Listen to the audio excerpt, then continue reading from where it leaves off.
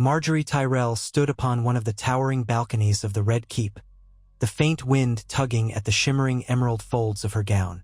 The faintest whiff of salt rose from Blackwater Bay, a reminder that the world pressed in from beyond the city walls, that war and alliances formed the very core of life in Westeros. She let her gaze sweep over King's Landing, that tangle of slums and manses, of septs and wharves, of teeming masses scrabbling for the favor of those who ruled them. The stench and heat that rose from Flea Bottom could always be detected on even the mildest days. She breathed in deeply, half-lidded eyes focused upon the horizon.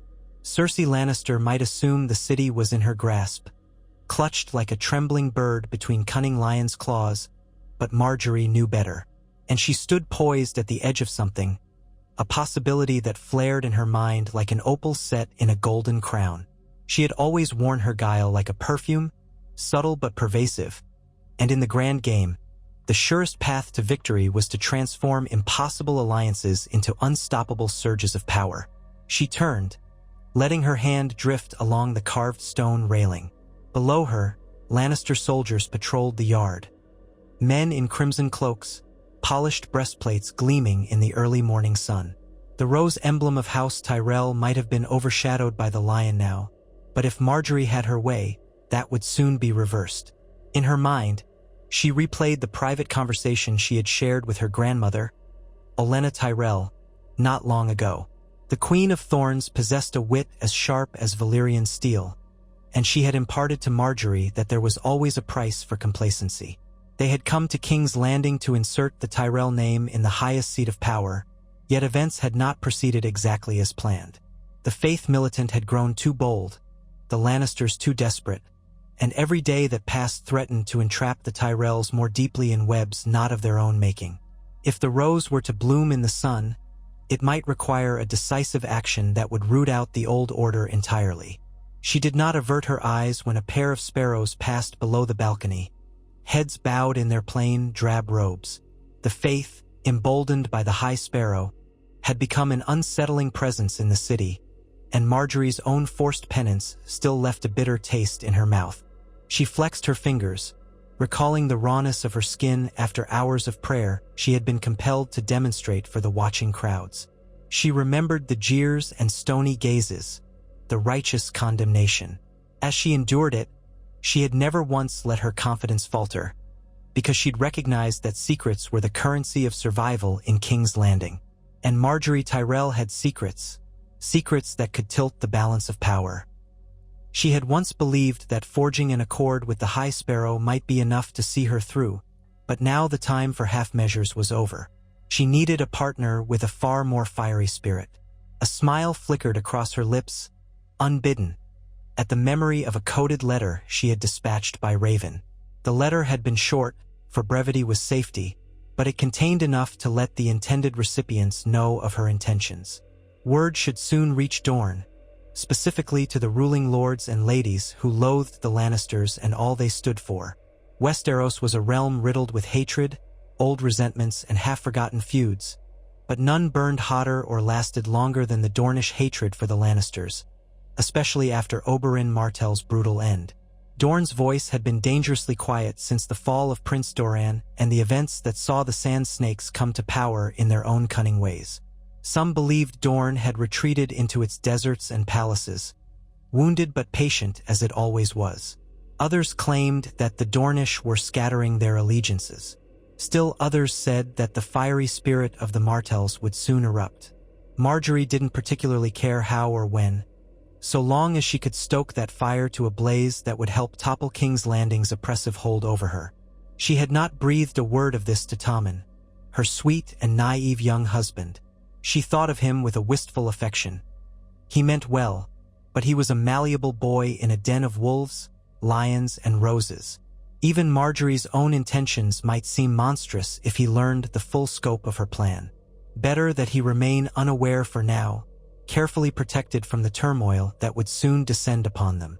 Margaery found that a portion of her soul ached for Tommen's innocence, but in the grand scheme, there was no place for it. The Iron Throne was more than a seat. It was a living embodiment of power, an artifact around which the fates of kingdoms revolved. And if Margaery did nothing, the Tyrells would lose their footing in the shifting sands of King's Landing's politics. Olenna, too, had said nothing about the plan. But the glint in her grandmother's eye had been undeniable when she passed Margaery in the corridor not long ago, pressing a single ring into Margaery's hand, its stone the shape of a small rose carved of jade. Olenna's words, half-whispered beneath the drapes of a dim hallway. "It's time we reminded them that roses have thorns." That was all. Margaery had understood perfectly. With the ring came silent encouragement, permission, and acknowledgement. The Tyrell matriarch had endured enough games with the Lannisters and the Faith. The Tyrells might yet claim a seat even greater than they had before, but only if they took matters into their own hands. And so Margaery had penned the letter to Dorne. When she finally turned from the balcony, her eyes still glowed with that silent determination. She drifted through the halls, servants stepping aside to let her pass. Each tilt of her chin, each graceful gesture of her hands, betrayed nothing of the thunderous ambition brewing within her. She was ever the queen in the eyes of onlookers. Regal, patient, poised, and so very gracious. But there, beneath the surface, was a woman who had learned to navigate treacherous waters, a woman shaped by the politics of the Reach, the manipulations of King's Landing, and her own relentless desire to see House Tyrell triumph. As she passed through the airy corridors and approached the throne room, she schooled her features into an expression of serene confidence. The game was about to accelerate faster than ever, and though Margaery couldn't see it yet, a ripple of events had already been set in motion far beyond the city's walls, one that would catch the lion in its net and bring about the dawn of a new order. Under the blazing Dornish sun, in the gardens of the Water Gardens south of Sunspear, Ellaria Sand stood with a scroll in her hand. The seal of House Tyrell had been unmistakably pressed into the wax, though disguised enough that prying eyes might overlook it. She had broken that seal with a mixture of curiosity and caution, reading the precise, elegantly penned words of Margaery Tyrell. After the betrayal and murder of Prince Doran Martell, the fallout from Oberyn's death, and the tenuous hold the sand snakes and Ellaria herself now had on the seat of Dorne's power, she had grown accustomed to letters filled with threats or petitions for alliances that served no one's interests but the letter-writer's own. Yet Margaery's letter was both cryptic and remarkable. It promised something that none other had, a chance to strike back against the Lannisters in a way that might bring quick victory rather than a costly war that would ravage the already precarious state of Dorne's alliances. Ellaria's daughters, the Sand Snakes, lounged nearby, soaking in the warmth, their eyes occasionally drawn to Ellaria as she studied the parchment. Tyene, the seemingly sweet one with a deadly cunning, watched her mother's expression with a carefully concealed hunger for answers. Obara stood off to the side, arms crossed, impatient for any sign of a new campaign. Nymeria fingered the hilt of her slender blade. They had all sworn vengeance upon the Lannisters for Oberyn's fate. They had carried out some measure of it in their own savage way. But the realm had not toppled, and Cersei Lannister still held significant power in King's Landing. If Margaery's words were true, the seeds of insurrection had taken root right under the lion's nose, nurtured by the Tyrell Queen's measured cunning. "This is unexpected," Ellaria murmured, her rich voice echoing in the mosaic-tiled pavilion. "The Tyrells approach us with Margaery Tyrell at the helm of this." She scanned the letter again. Not a request for open war, but an invitation to topple King's Landing from within. She assures us that if Dorne provides just enough force at the right moment, we can seize the city and rid ourselves of the Lannisters for good. Obara stepped forward, eyes alight. "When? How?" "Soon," Ellaria said. "She claims she has the city's hearts in her hand. The people love her, see her as a more merciful queen than Cersei ever was. She says the Faith are weary of Lannister arrogance. The Tyrell gold has been feeding the High Sparrow and keeping the city from utter ruin. And in exchange for Dorne's timely intervention, Margaery promises something quite generous: restoration of Dornish autonomy and a formal recognition of Dorne's right to avenge old wrongs without retribution. She even hints that once the dust settles, King's Landing would see a Martell, and by extension Ellaria's line, remain significant in the new power structure. This is as near to an invitation to carve out a new, mutual destiny as we've ever received. Tyene approached, her eyes gleaming. And can we trust her? Or is this some ploy by the Tyrells to place themselves firmly on the throne and cast us aside when it suits them? Ellaria rolled the scroll carefully, tucking it away. We cannot trust anyone wholly. That is the lesson your father learned in King's Landing, though too late. But we also know that Margaery Tyrell is no fool. She has her grandmother's cunning and a desire to see her family survive. With us, she can break Cersei's hold. She'll need our help, and she's offering us real concessions. If the Tyrell Queen sits upon the Iron Throne, or guides whomever ends up sitting upon it, she will remember who helped her get there. Nymeria frowned. You're saying we should help her, but do you believe this will be as swift as she claims? Armies do not simply materialize in King's Landing. Taking the city means thousands would die, no matter how precise the strike. Ellaria's voice dropped. Margaery's letter implies a coup more than an invasion. She's already sowing discord in the Red Keep. And if the people stand behind her, if the faith stands aside or even covertly supports her, Cersei's hold could crumble in days. The Lannister loyalists would be pressed between the Tyrells within the city walls and the Dornish at the gates. Obara grinned, a fierce expression. Let us take back what was stolen. Let us shed Lannister blood until the streets run red. Ellaria met her gaze, caution warring with vengeance. We must be cunning, Obara. The Lannisters and their allies can still muster considerable strength if we are not precise. We cannot fling our armies against the gates with reckless abandon. We need to move in unison with Margaery's plan. Our moment must be chosen well. A hush fell. They heard the faint rush of the sea on the distant shore, the susurration of wind through the water gardens. One of Ellaria's handmaidens entered the pavilion, carrying a pitcher of chilled wine. When she had poured for them and departed, the sand snakes stood in a small circle, the letter from Margaery resting like a flame between them. Already the wheels turned. Dorne had lost too much. This was a chance at revenge, a chance to show Westeros that Dorne would not remain idle, and a chance to see a more favorable ally upon the throne. Send a raven, Ellaria said finally, offering Tyene a swift nod. Let us accept. We will coordinate in secret, gather enough forces to strike swiftly, and keep our intentions masked under the guise of our usual Dornish aloofness. When King's Landing least expects it, we will move. Margaery wants to create a labyrinth of confusion for the Lannisters. We can help do just that. And so it was decided. The next day, a raven beat its wings toward King's Landing, carrying a sealed parchment that bore the sigil of House Martell in a subdued, hidden manner. Simple words, carefully composed, confirming that Dorne was prepared to stand beside the Tyrell Queen in a secret alliance. The letter was short, cautious, but the acceptance was there. Once Margaery received it, everything she had been planning would move with unstoppable momentum. Margaery did indeed receive it. It arrived late in the evening, smuggled into her hands by a trusted maid who had served the Tyrells for years. The city's hush had fallen. Only a few distant murmurs of conversation echoed through the labyrinthine corridors of the Red Keep. She locked herself in her bedchamber, sat at her writing desk with a single candle burning, and peeled open the letter. The faint scent of Dornish ink drifted upward. Her eyes glided across the words. Confirmation. She allowed herself a moment's satisfaction. In her mind, she pictured Cersei's face contorting with rage, the lioness discovering far too late that the rose she had underestimated was about to tighten a vine around her throne. She pressed a hand over her lips, as if to stifle the triumphant laugh that threatened to escape. She could not afford complacency, not yet. There was work to do. She seized a fresh parchment and began writing furiously.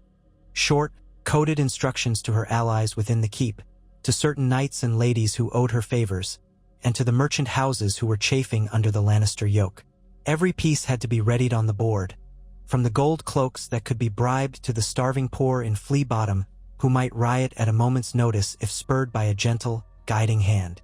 She had, in truth, prepared for this day for many months, forging friendships by paying off debts of men and women who sold goods in the markets, whispering encouragement to crafters, healers, and orphans alike.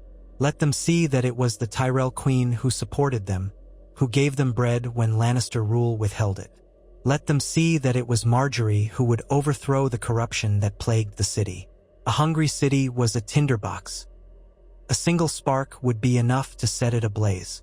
Yes, she reminded herself as she wrote by candlelight, a spark is all we need. At dawn, Margaery prepared herself as she always did, with understated grace. A retinue of ladies-in-waiting helped dress her in a gown of pale green, embroidered with golden roses along the sleeves. They arranged her hair in gentle waves, pinned with a single rose-shaped comb near her temple. She left her bedchamber, strolling with effortless composure, greeting any she passed with a sweet smile. She even nodded at Jaime Lannister, who was departing the throne room with a troubled expression. The Kingslayer returned the greeting stiffly. Doubtless, Cersei had been leaning on him once more, filling his ear with half-mad demands for how to reassert Lannister dominance. Margaery did not give him a second thought. After all, he was but one man. Dangerous, yes, but soon enough overshadowed by the wave Margaery was summoning. She made her way to the great September of Baelor, as was expected of her on certain mornings. The High Sparrow was there, engaged in prayer with a group of the faithful. Margaery walked with a measured humility. It suited her to be seen publicly as a dutiful queen in the eyes of the faith, a woman eager to atone for any perceived sins. That was the facade. She bowed her head, listened to the High Sparrow's sermon about the illusions of power and the frailty of mortal life. She knelt along with the others, her hands neatly folded, her expression demure. Inwardly, her mind churned. Each time the High Sparrow spoke of the righteous condemnation of those who clung to earthly thrones, she almost smiled. He might think he was condemning her ambitions, but she had no intention of letting him interpret the Seven's will uncontested. The faith had begun to overreach, meddling with the governance of the city. Her plan needed them quiet or neutral at the critical moment. She had spent too many hours forging that possibility. In hushed corners, she had promised certain septas and septons that a new regime would revere the faith, punish the Lannisters for their arrogance, and fill the coffers of the Great September with enough gold to feed the poor thrice over. And she had done it with a gentle, reassuring tone that made the faith believe she was the pious queen they desired. A glimmer of satisfaction rippled through her when, at the sermon's end, the High Sparrow approached her and placed a hand on her shoulder. "Your devotion is heartening, Your Grace," he said quietly, voice firm but kind. "It is a comfort to see one who would lead this city while keeping the humble lessons of the Seven so close to her heart." Margaery inclined her head, letting an air of modesty soften her features. "I only wish to serve the realm and the gods," she answered, letting her lashes lower. "If that means living simply and ensuring the poor are fed, I will do so. If that means casting off illusions of grandeur, so be it. But I pray the city finds its true leader in a heart that is pure." The High Sparrow studied her. "And do you believe the Lannisters bear such purity in their hearts, my child?" She exhaled, as though hesitant to speak. "I believe that the Seven will choose their champions, and it is not for me to cast judgment on the lion. Only the gods can judge." He accepted that with a simple nod, though Margaery saw something flicker in his eyes. He had grown suspicious of the Lannisters long ago, feeling used by Cersei when she'd first unleashed the faith militant, then threatened by her once their power grew. No doubt the High Sparrow was debating how to navigate these tensions without losing his own precarious hold on the devout. But she had planted the seeds of doubt.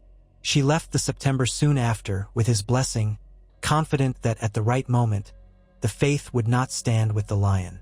That evening, Margaery's private correspondences buzzed. Smaller notes arrived, confirming that certain watchmen at the city gates were already under Tyrell payroll, that various tradesmen stood ready to cause disruptions in the city's supply lines at her signal. A few unscrupulous mercenaries, hired quietly, would mingle with the peasants near the Lion Gate and incite them to riot if necessary. The crown's finances had been on shaky ground for months, leaving many guards unpaid. Hungry guards were not loyal guards. Margaery's plan was a tapestry of carefully woven threads, each reliant on the others to hold form. Once Dorne marched in force toward the city. Once rumors of a mass uprising spread.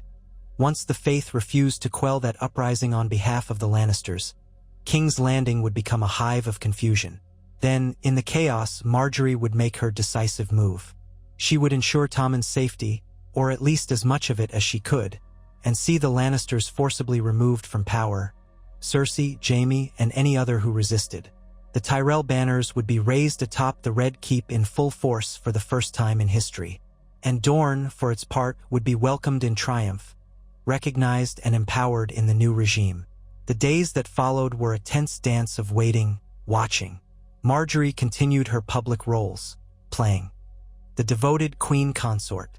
Cersei circled her like a predator, sometimes with thinly veiled hostility, sometimes with a cunning grin. Of late, Cersei had been rumored to be exploring alliances with other houses to offset the Tyrell influence, but Margaery knew it was too late. The Lannisters' name was tarnished. Their gold, once so abundant, was running low. The common folk openly cursed them for the hardships in the city, and the Faith bristled under their arrogance. All it would take was a single slash to the cords holding them aloft, and they would tumble into ruin. And soon that slash arrived from the south. Word reached King's Landing that a Dornish host was on the move. Small enough not to appear a full invasion, but large enough to rattle cages. Banners bearing the sun and spear fluttered in the warm winds. Illyria Sand and her daughters led the column, their presence sure to send a shock through the capital. They approached along the Rose Road, in fact, after forging an understanding with Tyrell bannermen in the Reach. The city was abuzz with speculation. Were the Dornish paying a courtesy visit to the crown? Or was this the prelude to violence? Cersei, upon hearing the news, erupted into fury.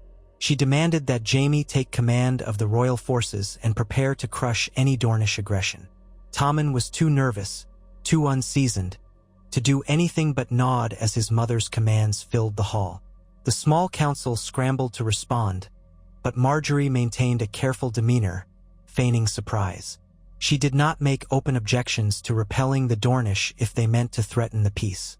Yet in private, she sent word to her hidden network. The time had come. Let the city unravel. Let the lion chase its tail. The instant the Lannister soldiers set foot outside the gates to face the Dornish, Margaery's supporters within the city would act.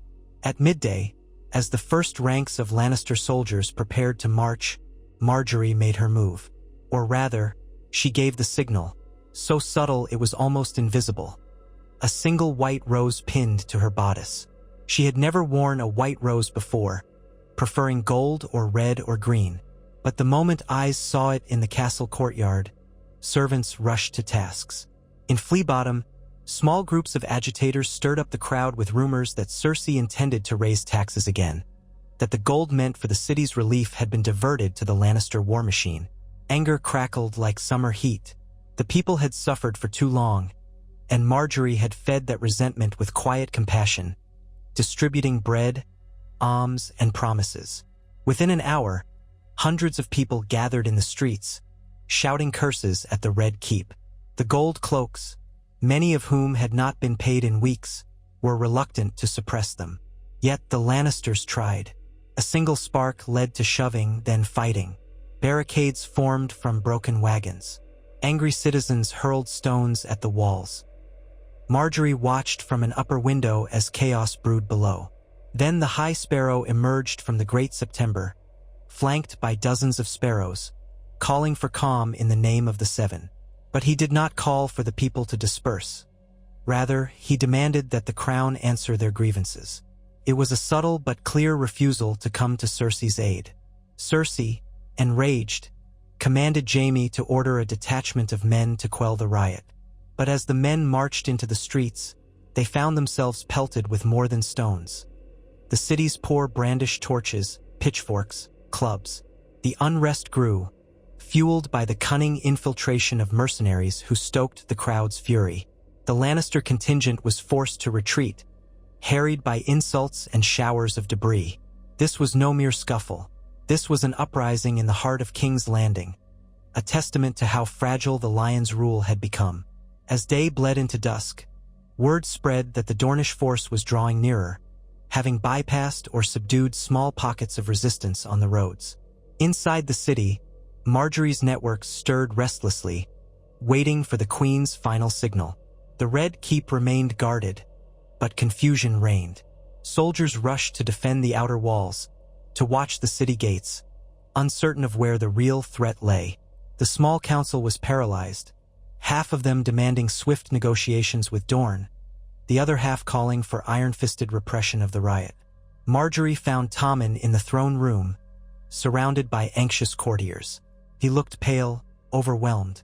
She approached him with soft eyes, reaching out to clasp his hands. "My love," she said, voice trembling just enough to sound genuine. "The city is in turmoil. Your mother's approach. It's not my mother's alone," Tommen cut in, though he shook all over. "We must keep order. The faith is not helping.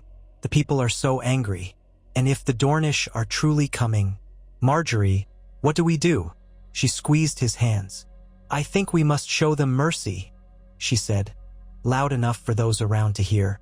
"Open the granaries, feed the hungry, invite the faith to speak for the people. Show them you are a king who cares. If we do that, perhaps the city will calm, and the Dornish will see we are not their enemies." A few lords murmured agreement, but others whispered that this would be seen as weakness. Margaery waited, her gaze steady on Tommen, knowing that, in his confusion, he was likely to accept her suggestion. She kept her voice gentle, sympathetic, a voice of reason in a violent storm. Indeed, Tommen wavered, glancing around, desperate for approval.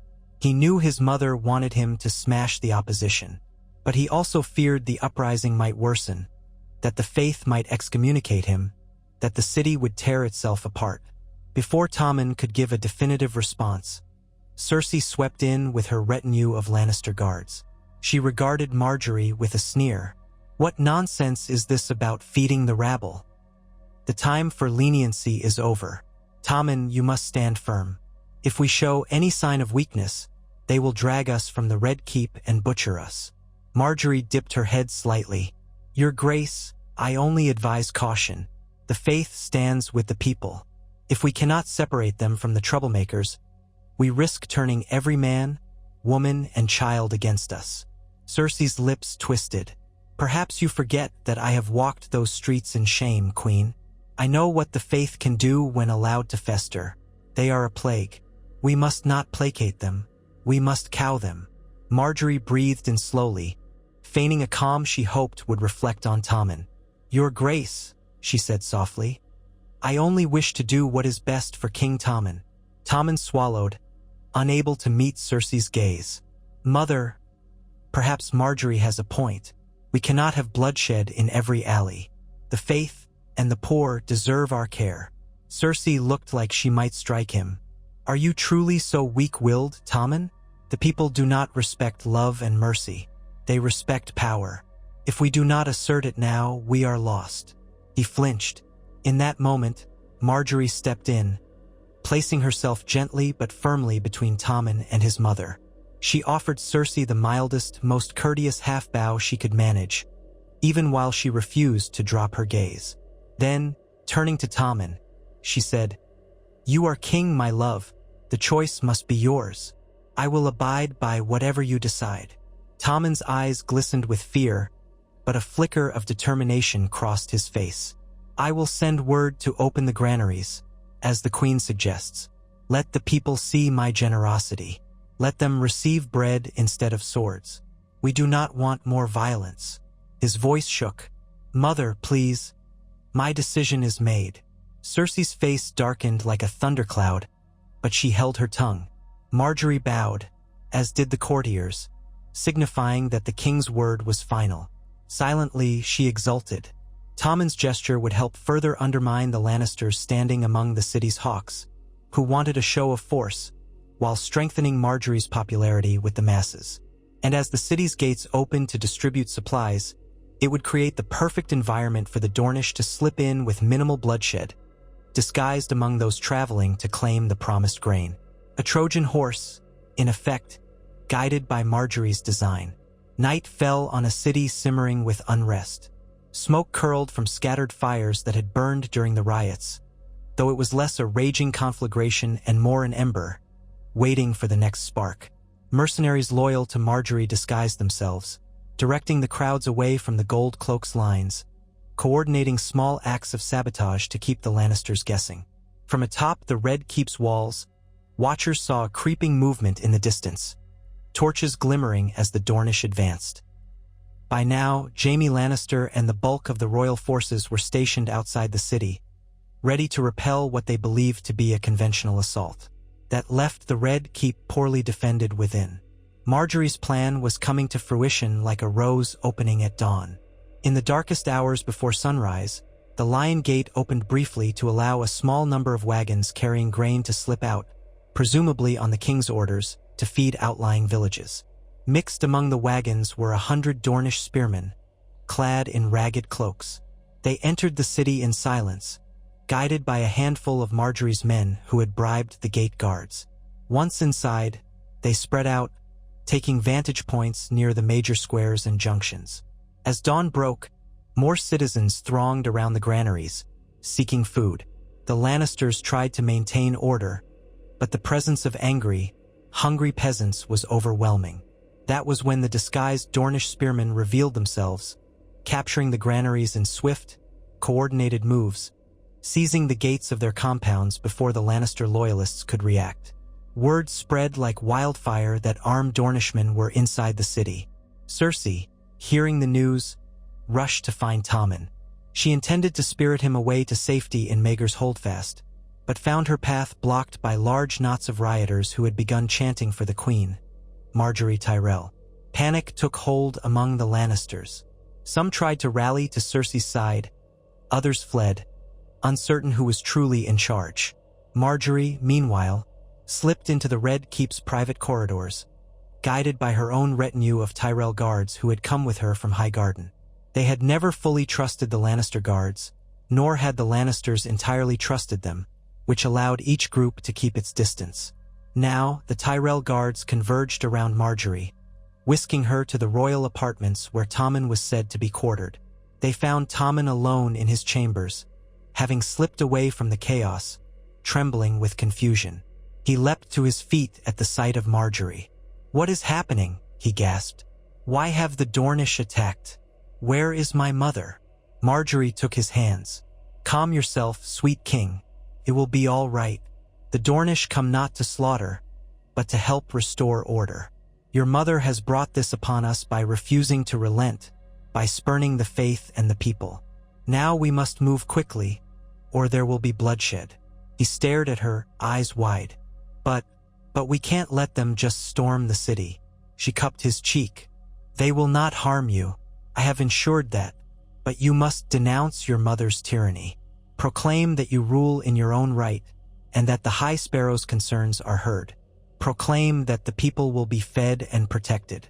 Then the Dornish will stand with you, not against you. Together we can prevent a massacre." Tommen trembled. He was just a boy saddled with a crown. I don't understand. But if that will stop the killing, I will do as you say."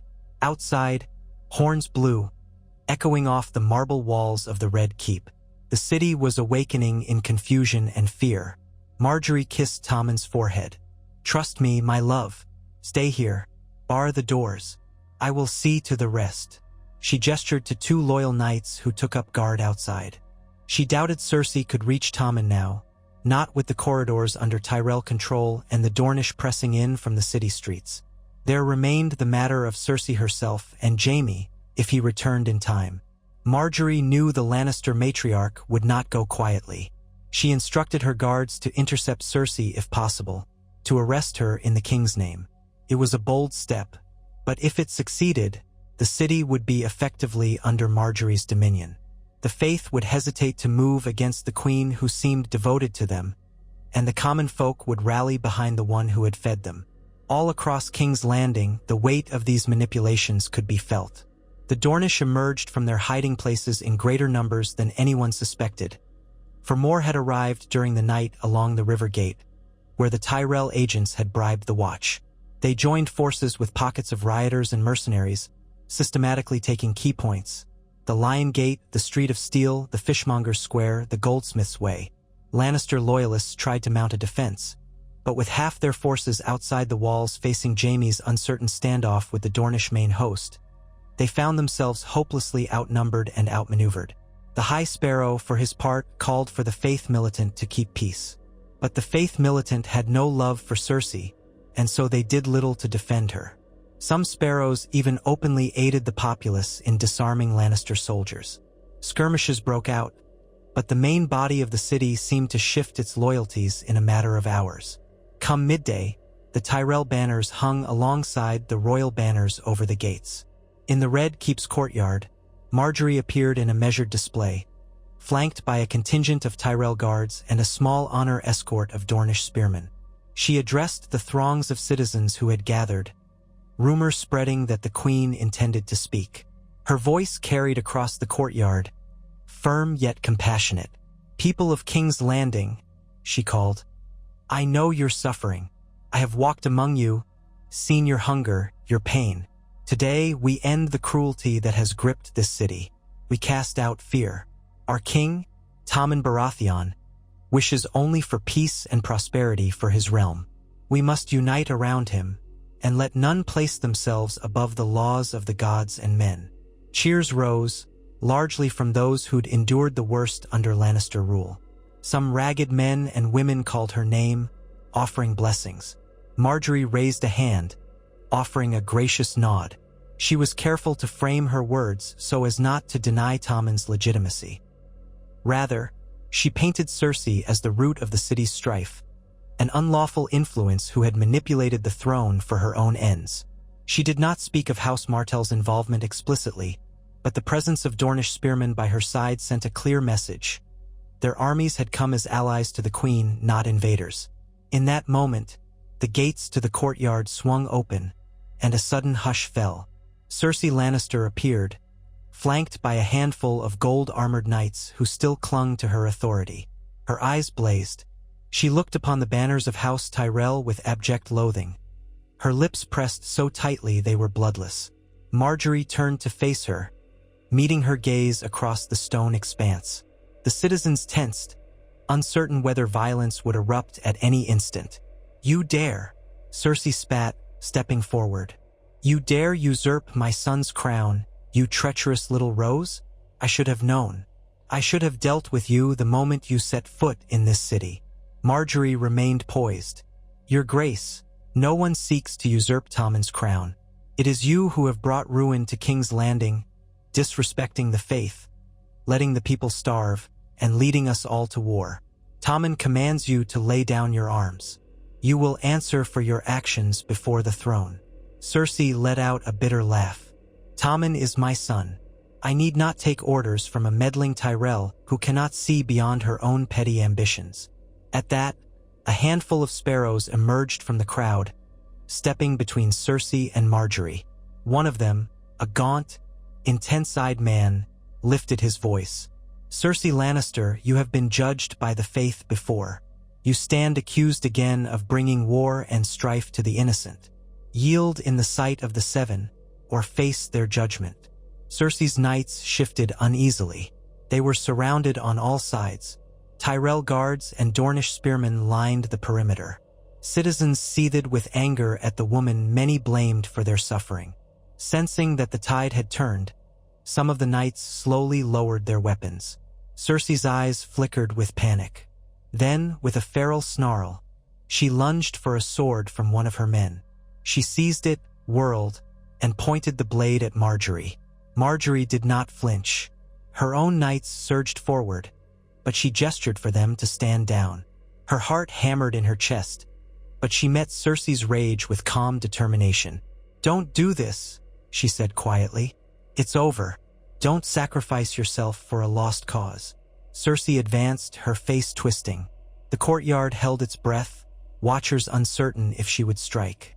But even Cersei realized the hopelessness of her position. The moment she raised her sword, the men around Margaery would cut her down without mercy.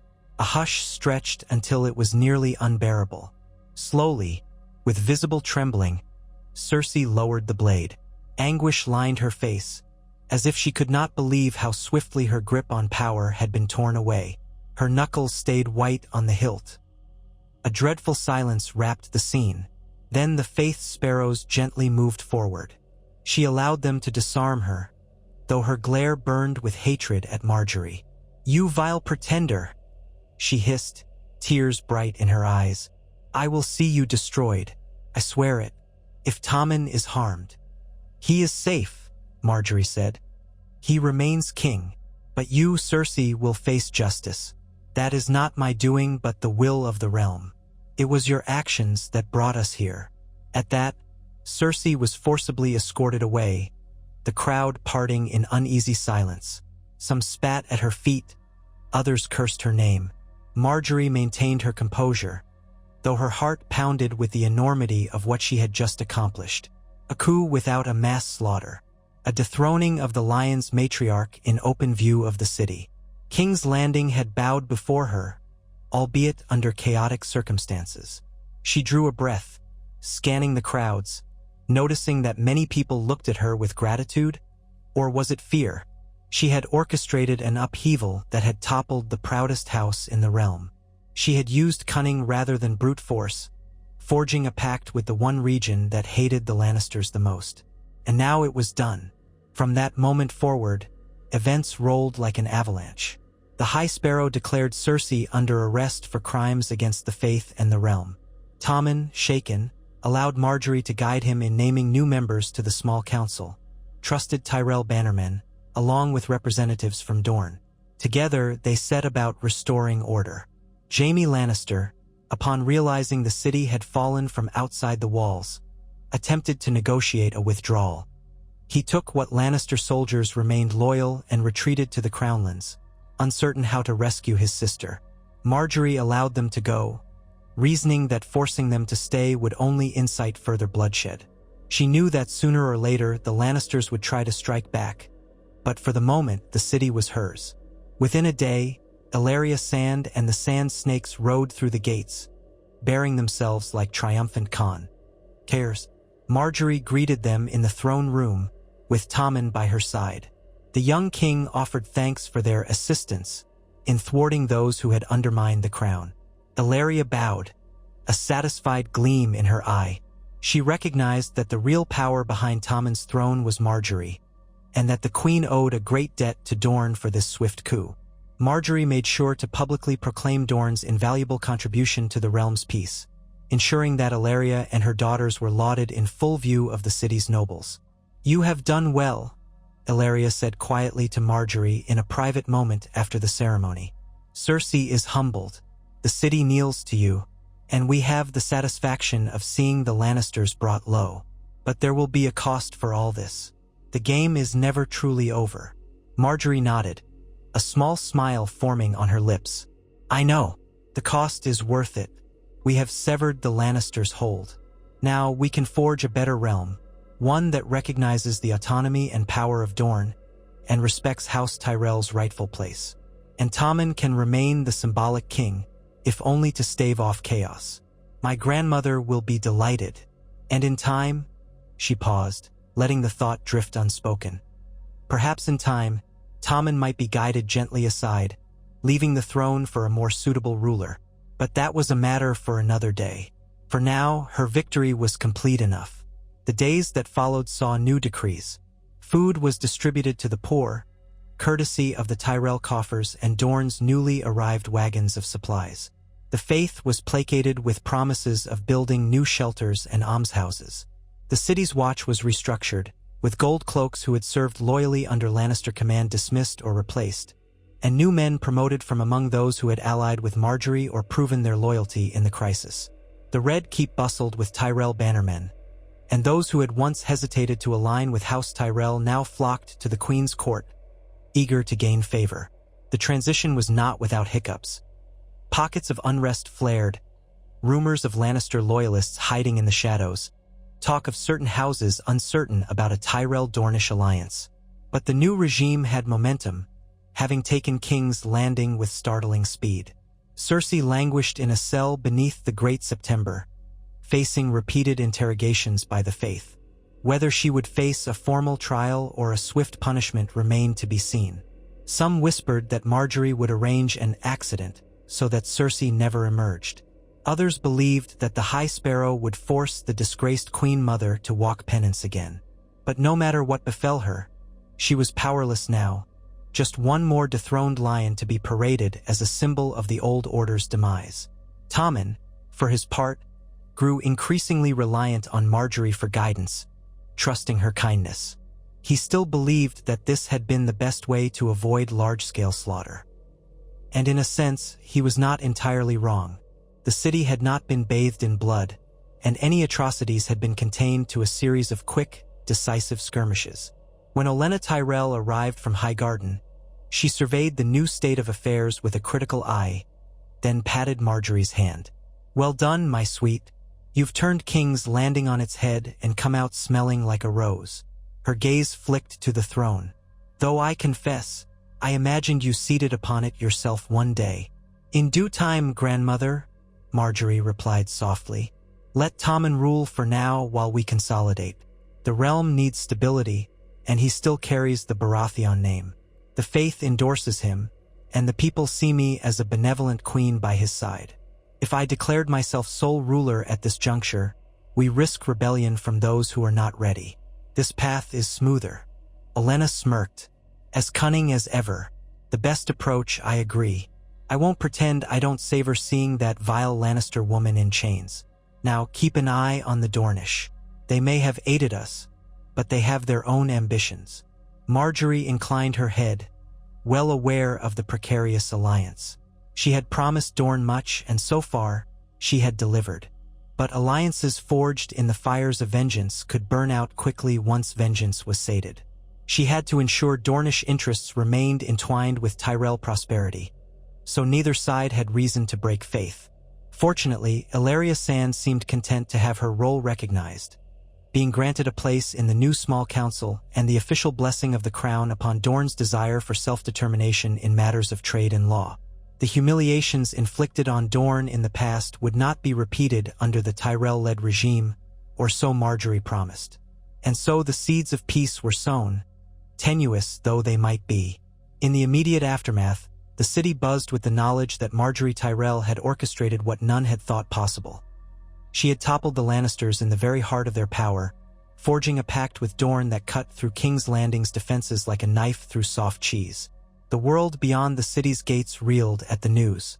In the Westerlands, House Lannister licked its wounds, furious and humiliated. In the Reach, many houses celebrated the ascendancy of their liege lords. The Stormlands, the Vale, and the North watched warily, uncertain how this new order might affect them. And across the narrow sea, rumors would fly that Westeros was once again in upheaval, that alliances shifted like desert sands. Margaery Tyrell, once dismissed as a pretty ornament for kings, had proved she possessed a mind as brilliant as the Queen of Thorns herself, and more patience than many men who had sat upon that iron chair. She did not let her newfound power go to her head. She walked the streets after the uprising heavily guarded, yet making sure the people saw her face, heard her voice. She offered condolences to those who had lost loved ones in the skirmishes, promised aid, listened to the rants of those who had lost faith in all queens and kings. She knelt by a burned-out tavern near Flea Bottom, speaking softly with orphans who had nowhere else to go.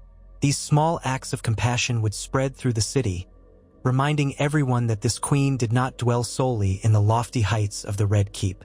The common folk might be cautious, but they were also quick to follow a leader who genuinely seemed to care. Each evening, Margaery returned to the Red Keep exhausted. But within that exhaustion was satisfaction, a sense of having reshaped the capital in her own image. With Cersei imprisoned, Tommen firmly in her grasp, and Dorne standing as an ally, she had effectively wrested the levers of power away from the lion's claws. Occasionally, she would climb to the same balcony from which she'd once looked upon the city in longing and frustration. Now she gazed out in cautious triumph. The banners of Highgarden and Dorne fluttered alongside the golden stag and lion of Tommen's monarchy, though the latter was overshadowed. And each night, she whispered a prayer to the Seven, not necessarily out of pure devotion, but out of recognition that the faith now served as an essential piece of her rule. The High Sparrow preached humility, but even he could not deny that the queen had delivered what he had sought. The submission of Cersei, the elevation of the poor, and the promise of a realm cleansed of at least some of its corruption. For the moment, the faith was content to let Margaery lead. Beyond the city, in the deserts of Dorne, Ellaria Sand and her daughters toasted their victory. Word of the successful coup in King's Landing had reached Sunspear. The common folk in Dorne cheered that a measure of justice had at last been dealt to the Lannisters who had wronged them. Whispers began that House Martell might yet be fully restored, though the realities of Oberyn and Doran's fates could never be undone. Still, for the first time in years, there was hope in Dorne that the kingdom could exert its independence without scorn from the rest of Westeros. The sun and spear had found an ally in the rose. The future seemed bright, but such a future was not without potential storms. Jaime Lannister still commanded a scattered but battle-hardened force outside the city, biding his time. While he retreated from King's Landing to avoid a slaughter, he was not one to forgive and forget, especially regarding his sister's downfall. The Tyrell blockade of the roads ensured that any attempt to starve the city would be difficult, but Jaime might seek new alliances. The Greyjoys could still appear on the coasts, the North might decide to press its own claims, and the Vale, with Littlefinger at its helm, would always be a dangerous wild card. All these considerations weighed upon Margaery's mind as she lay in bed, sometimes wide awake, listening to Tommen's gentle breathing.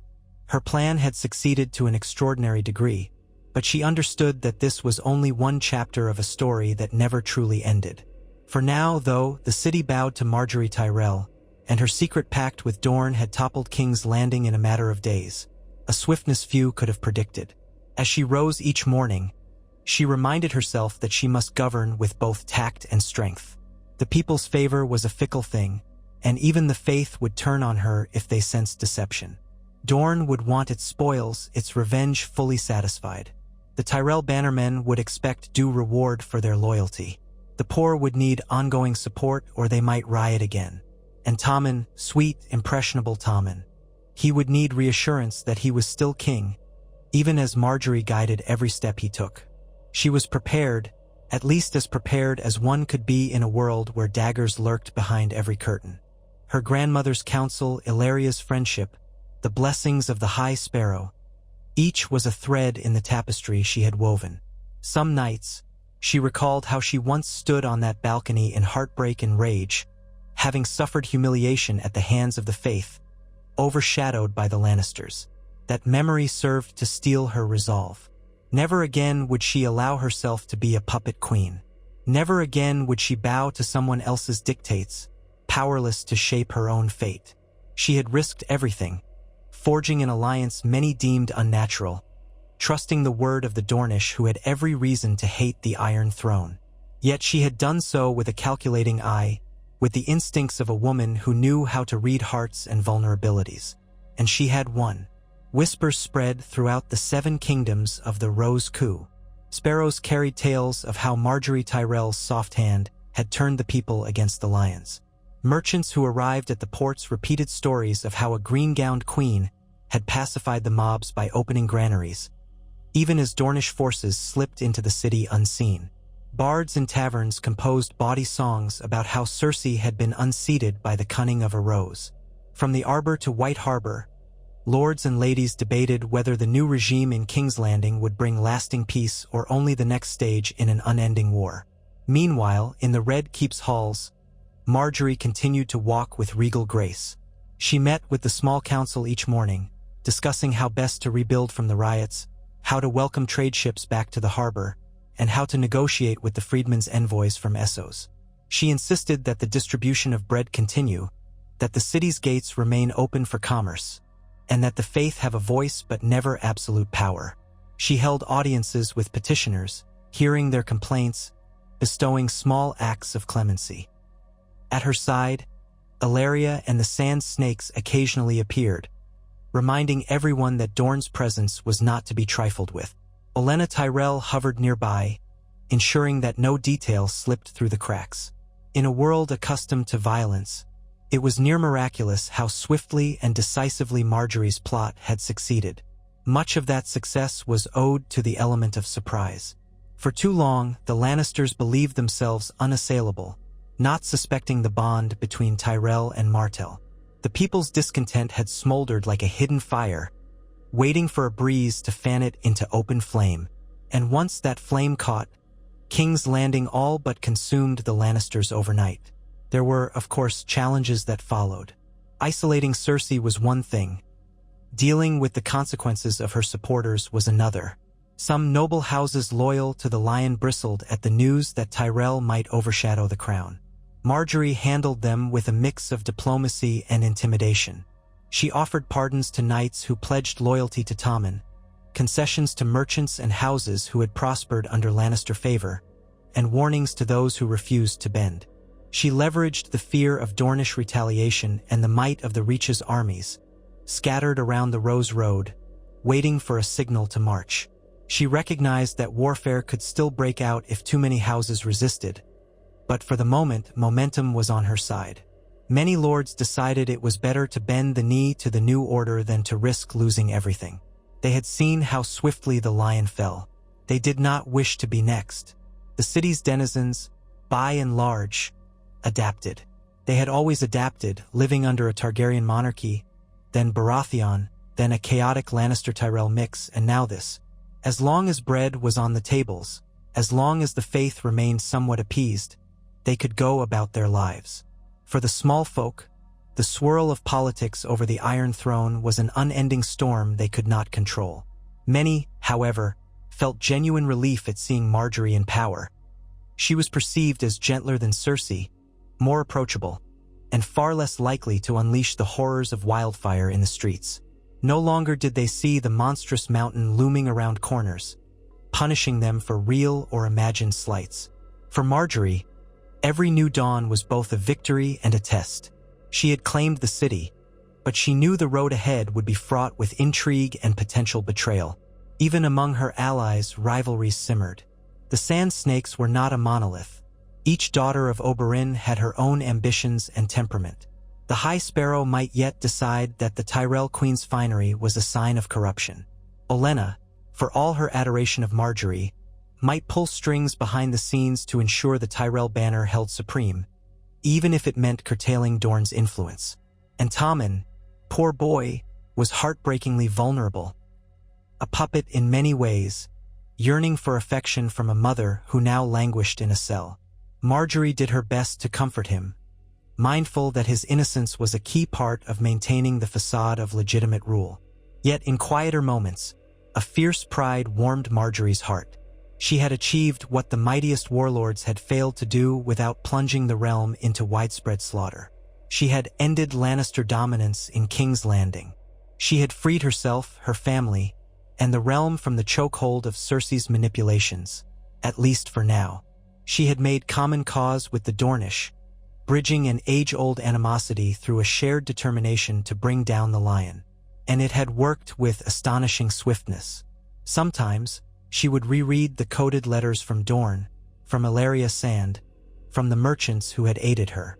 Each letter reminded her of the delicate tapestry of alliances and promises she had woven. She would run her fingers over the Tyrell ring her grandmother had given her, the jade rose that symbolized House Tyrell's blossoming power. She would reflect on the countless conversations, bribes, and covert gestures that had led to this moment. At times, she scarcely believed it herself. She had learned the game from the best, her grandmother, but she had refined it into something new, harnessing not just intrigue among the highborn but the raw potential of the lowborn who suffered under Lannister rule. Cersei had never understood that the city itself could become a weapon. Far beyond the city, ravens carried news to every corner of the Seven Kingdoms. The Child King, Tommen, sat the throne, guided by Queen Margaery Tyrell, who had forged a swift alliance with Dorne and toppled the Lannisters' hold on King's Landing. Some scorned the notion that the Tyrells, once mere stewards of the Reach, now held such power. Others cheered that the Lannisters' cruelty had been punished. Battles might yet be fought, but for the moment, Margaery ruled the capital with an unexpected stability. She poured gold into the city, restoring markets and trade, all while ensuring the faith's support. It was a deft balancing act, one that left many highborn onlookers wondering how long it could last. Margaery herself did not dwell on how long it would last. She knew that in Westeros, nothing was permanent. She remembered the stories of how House Targaryen once reigned unchallenged for centuries, only to be toppled in Robert's rebellion. Power shifted like the tides, and she had no illusions of immunity. But that was precisely why she had taken the risk. By forging a secret pact with Dorne, she had seized her moment before it slipped away. She had seen an opportunity to break the cycle of subservience to the Lion and to guard her house against the threat of the faith turning on them. She had taken that opportunity, and she had triumphed. In her private solar, she kept a single Dornish spear leaning against the wall. A gift from Tyene sand, delicately engraved with the coiled shape of a rose around the spear's shaft. It was a symbol of their alliance. Each day it reminded her that cunning alone might fail if not backed by martial might. Each day it reminded her that she had allied with a land known for its fierce independence and unwavering vengeance. If ever she betrayed Dorne, that spear could be turned against her. So she walked the corridors of power with vigilance, neither trusting too blindly nor suspecting too harshly. She had, after all, set the pieces on this board. Now she had to keep the game in her favor. And so life in King's Landing settled into a new normal, a realm under the watchful eye of a queen whose smile could disarm or enthrall, a queen who had orchestrated the most remarkable power shift since Robert Baratheon's rebellion. The small folk, for now, were fed and protected, their hearts warmed by the generosity that had accompanied the Tyrell ascendancy. The nobility scrambled to curry favor with the new regime. The faith insisted that virtue govern the realm, while discreetly enjoying the gold and prestige Margaery offered them. Dorne walked the streets as an ally, not a conqueror, reaffirming that vengeance on the Lannisters had been achieved without the need to burn the city to ash. At the center of it all was Margaery Tyrell, standing in the throne room beside Tommen, her emerald gown catching the sunlight that streamed through the high windows. Behind her stood Olenna and Illyria, behind them the newly reformed Kingsguard, some loyal to Tyrell, some to Martell, some to Tommen himself. She turned her head to see Cersei's absence, that once overbearing presence removed from the dais. The Iron Throne loomed large, the old swords fused together in a menacing sprawl of steel. It was still a seat of danger, a seat that had claimed the lives of so many. Yet now it was a seat she effectively controlled, her hands on the reins of government, her will shaping the city. As the herald announced the next petitioners, Margaery stepped forward, her chin lifted. She stood as queen not in name only, but in deed. The hush that fell over the assembled court told her all she needed to know.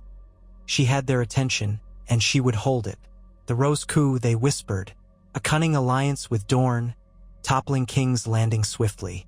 It was the story that would be told for years to come. And though the future remained unwritten, in that moment, Margaery Tyrell understood that she had carved her name into the annals of Westeros. The lion had fallen, and the rose, at last, was in full triumphant bloom. Margaery Tyrell did not forget how it felt when she first stood on the dais of the throne room, the weighted hush of a court that was trying to decide if it feared her, adored her, or merely tolerated her. Now that hush lingered again, though the circumstances were entirely changed. Gone were the days when she had to tilt her head in deference to the lioness who lurked in every corner. Gone, too, were those moments of quietly enduring the faith's scrutiny without a power of her own. Now, in the wake of her alliance with Dorne, the Red Keep all but shimmered in green and gold. A Tyrell presence pervaded everything, and the queen stood in place of true authority at the side of a boy king who owed his throne, and indeed his safety, to her maneuvers. Across the length of the hall, fresh rushes and floral displays replaced the more austere ornaments that Cersei once preferred. Subtle but unmistakable reminders of Highgarden's aesthetic now greeted every visitor. Roses of various colors appeared in tall vases, arranged in shapes that might appear carefree at a glance yet had been painstakingly orchestrated by Margaery's attendants. Even the heady fragrance of these roses had become part of the tapestry of power in King's Landing. The small folk who found themselves granted a rare audience came forward blinking, as if they had stepped into a dream of greenery and open skies, an illusion set against the Red Keep's crimson stone.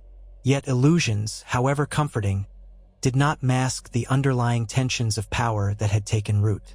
Day by day, the realm stirred beyond King's Landing, and those shifts reached Margaery like faint tremors through stone.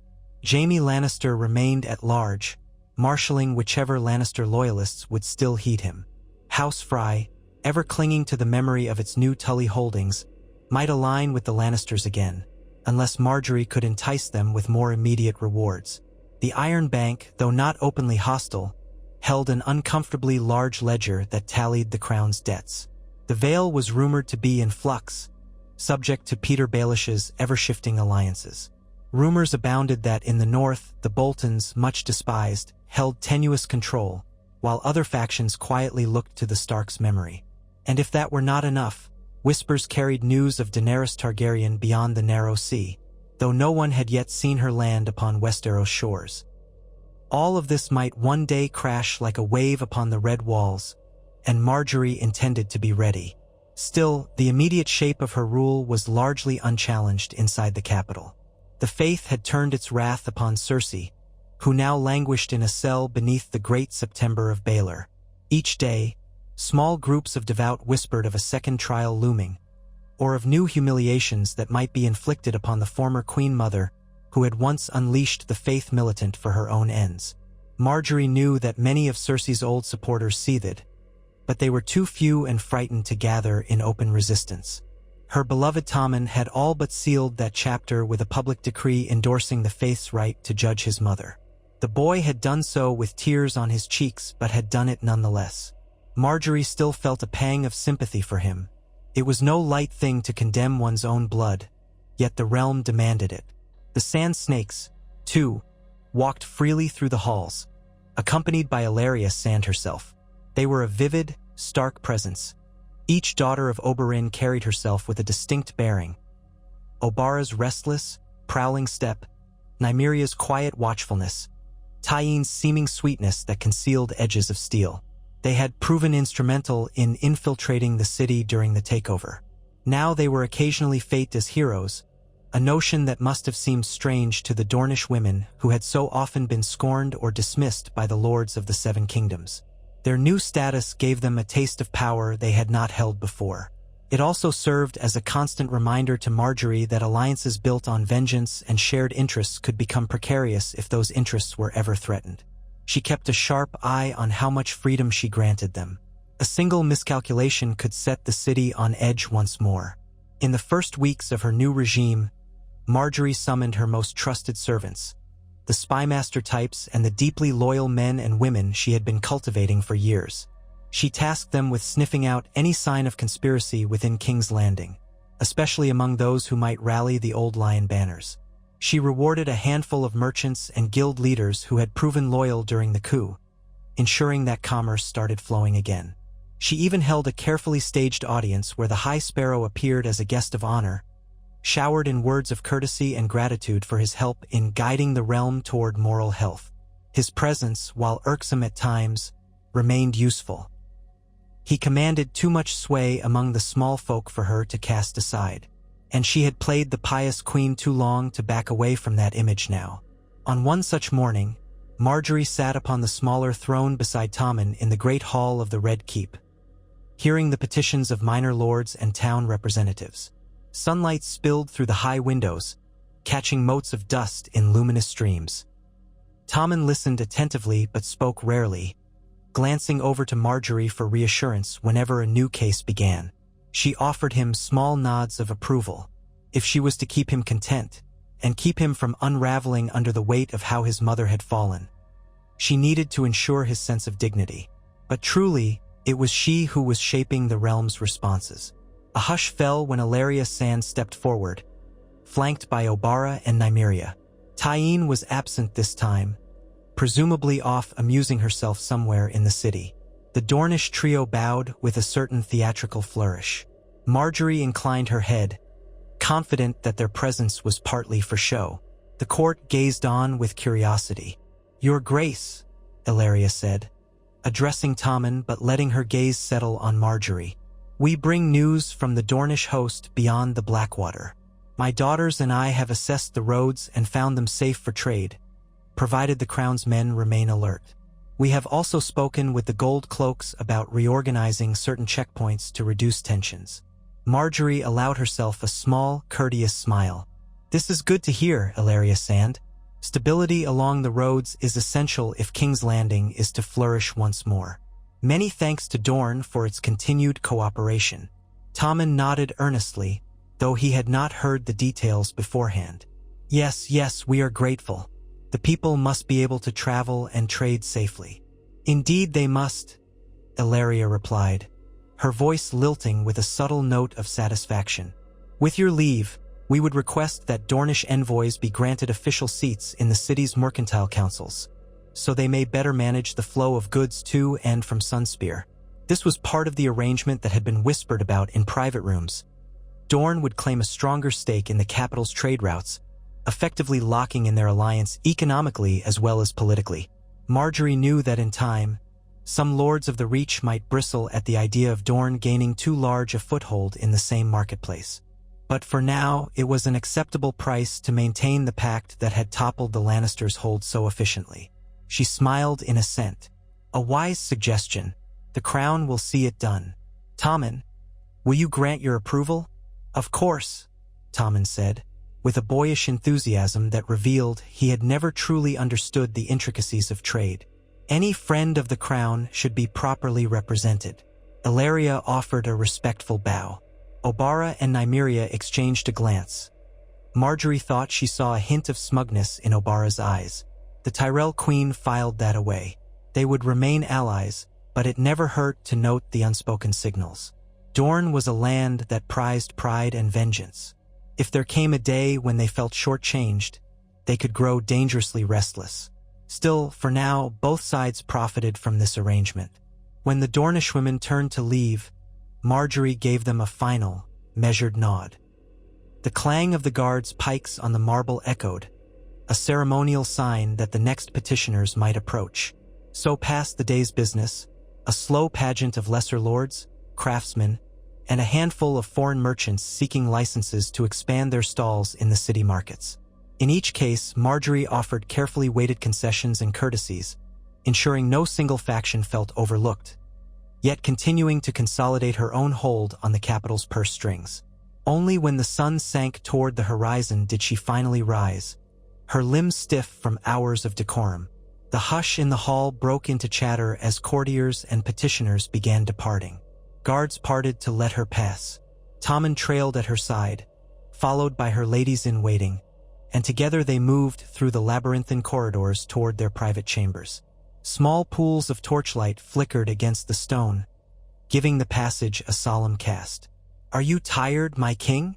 Margaery asked softly, glancing over at Tommen's pale face. "You bore that long session well. You are getting better at hearing petitions." He offered a shy smile. I'm still not certain what to say half the time, but I'm grateful you are there to guide me." She squeezed his hand, though her thoughts were more complicated. He was sweet, but so malleable. His eyes were ringed with shadows these days.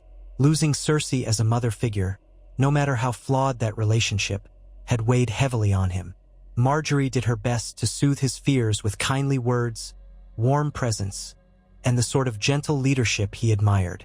In truth, she knew that this was partially an act of mercy and partially a means to keep him from asking questions about how thoroughly she and her allies had orchestrated Cersei's fall.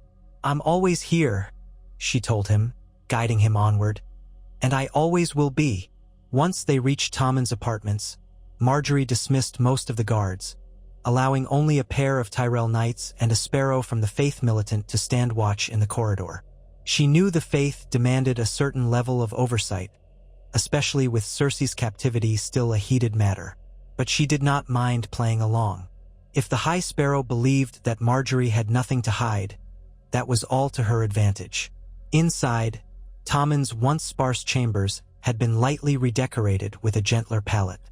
Instead of the grim red and gold drapes, Margaery had insisted on pale linens embroidered with the stag's sigil, softly lit with golden candelabras. A few living plants perched near the windows, reminiscent of Highgarden's glass houses. She had hoped that these touches would ease Tommen's sense of gloom. Indeed, as he sank onto a cushioned seat, he seemed to relax some measure of tension from his shoulders. "I worry about Mother," he confessed haltingly. "I know she's done terrible things, but she is still my mother." Margaery approached, resting a hand on his shoulder. "I understand. I wish I could ease your heart on that matter." She tried not to betray the simmering dislike she still felt for Cersei. "The Faith will see that justice is done. Perhaps, in time, your mother will reflect on her sins and be granted leniency." She couched her words carefully. A part of her doubted that the High Sparrow would ever let Cersei walk free. Another part almost hoped the Faith would hand down a swift sentence, removing that threat once and for all. Yet for Tommen's sake, she managed a note of optimism. He merely nodded, heavy with sadness. "I pray so. I can't bear to think of her in chains." Margaery knelt so her face was level with his. "This is the burden of a king, Tommen, to balance justice and mercy. If you wish your mother to have a chance at redemption, speak to the High Sparrow. Show him that your faith is genuine. He might be moved by your piety and sense of forgiveness." Tommen brightened somewhat, clutching her hand. "I will. Thank you, Margaery." She inclined her head, though a trace of regret stirred in her. She knew that such entreaties might be in vain. Nevertheless, letting Tommen believe he could help might keep him calmer, and keep him from rash actions. A calmer Tommen was a boon to all. Margaery stood and kissed his brow. "Rest now. I'll have supper sent in. After, we can talk of simpler things, like how to host a better tourney in the spring." He tried a wan smile. "Yes, I'd like that."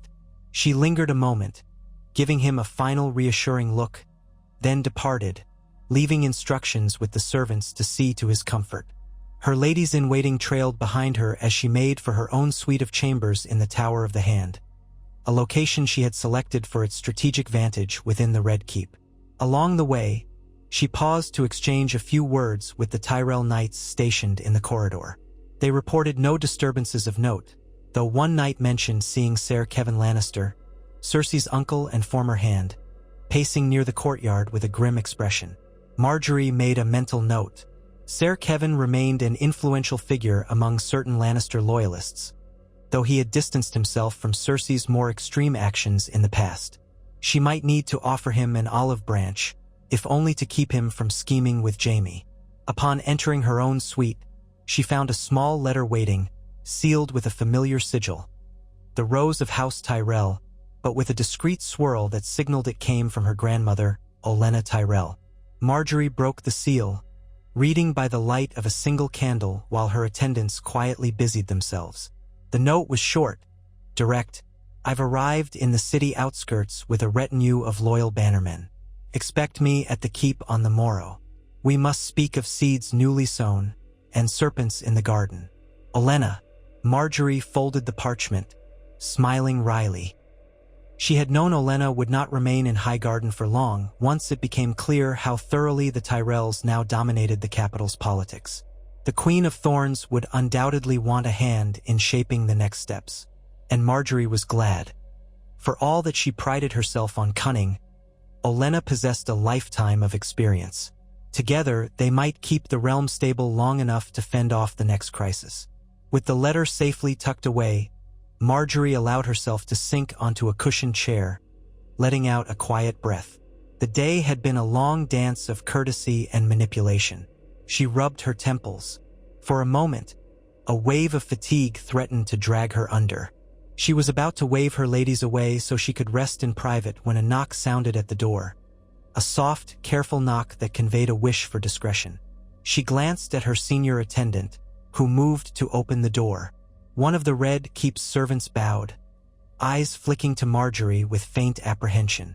"Your Grace, forgive the interruption. A messenger from the Great September requests a brief audience. He says it's urgent, regarding Lady Cersei."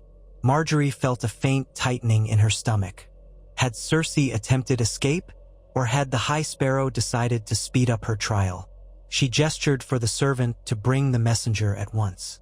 Moments later, a plainly dressed man, hands clasped before him, stepped in.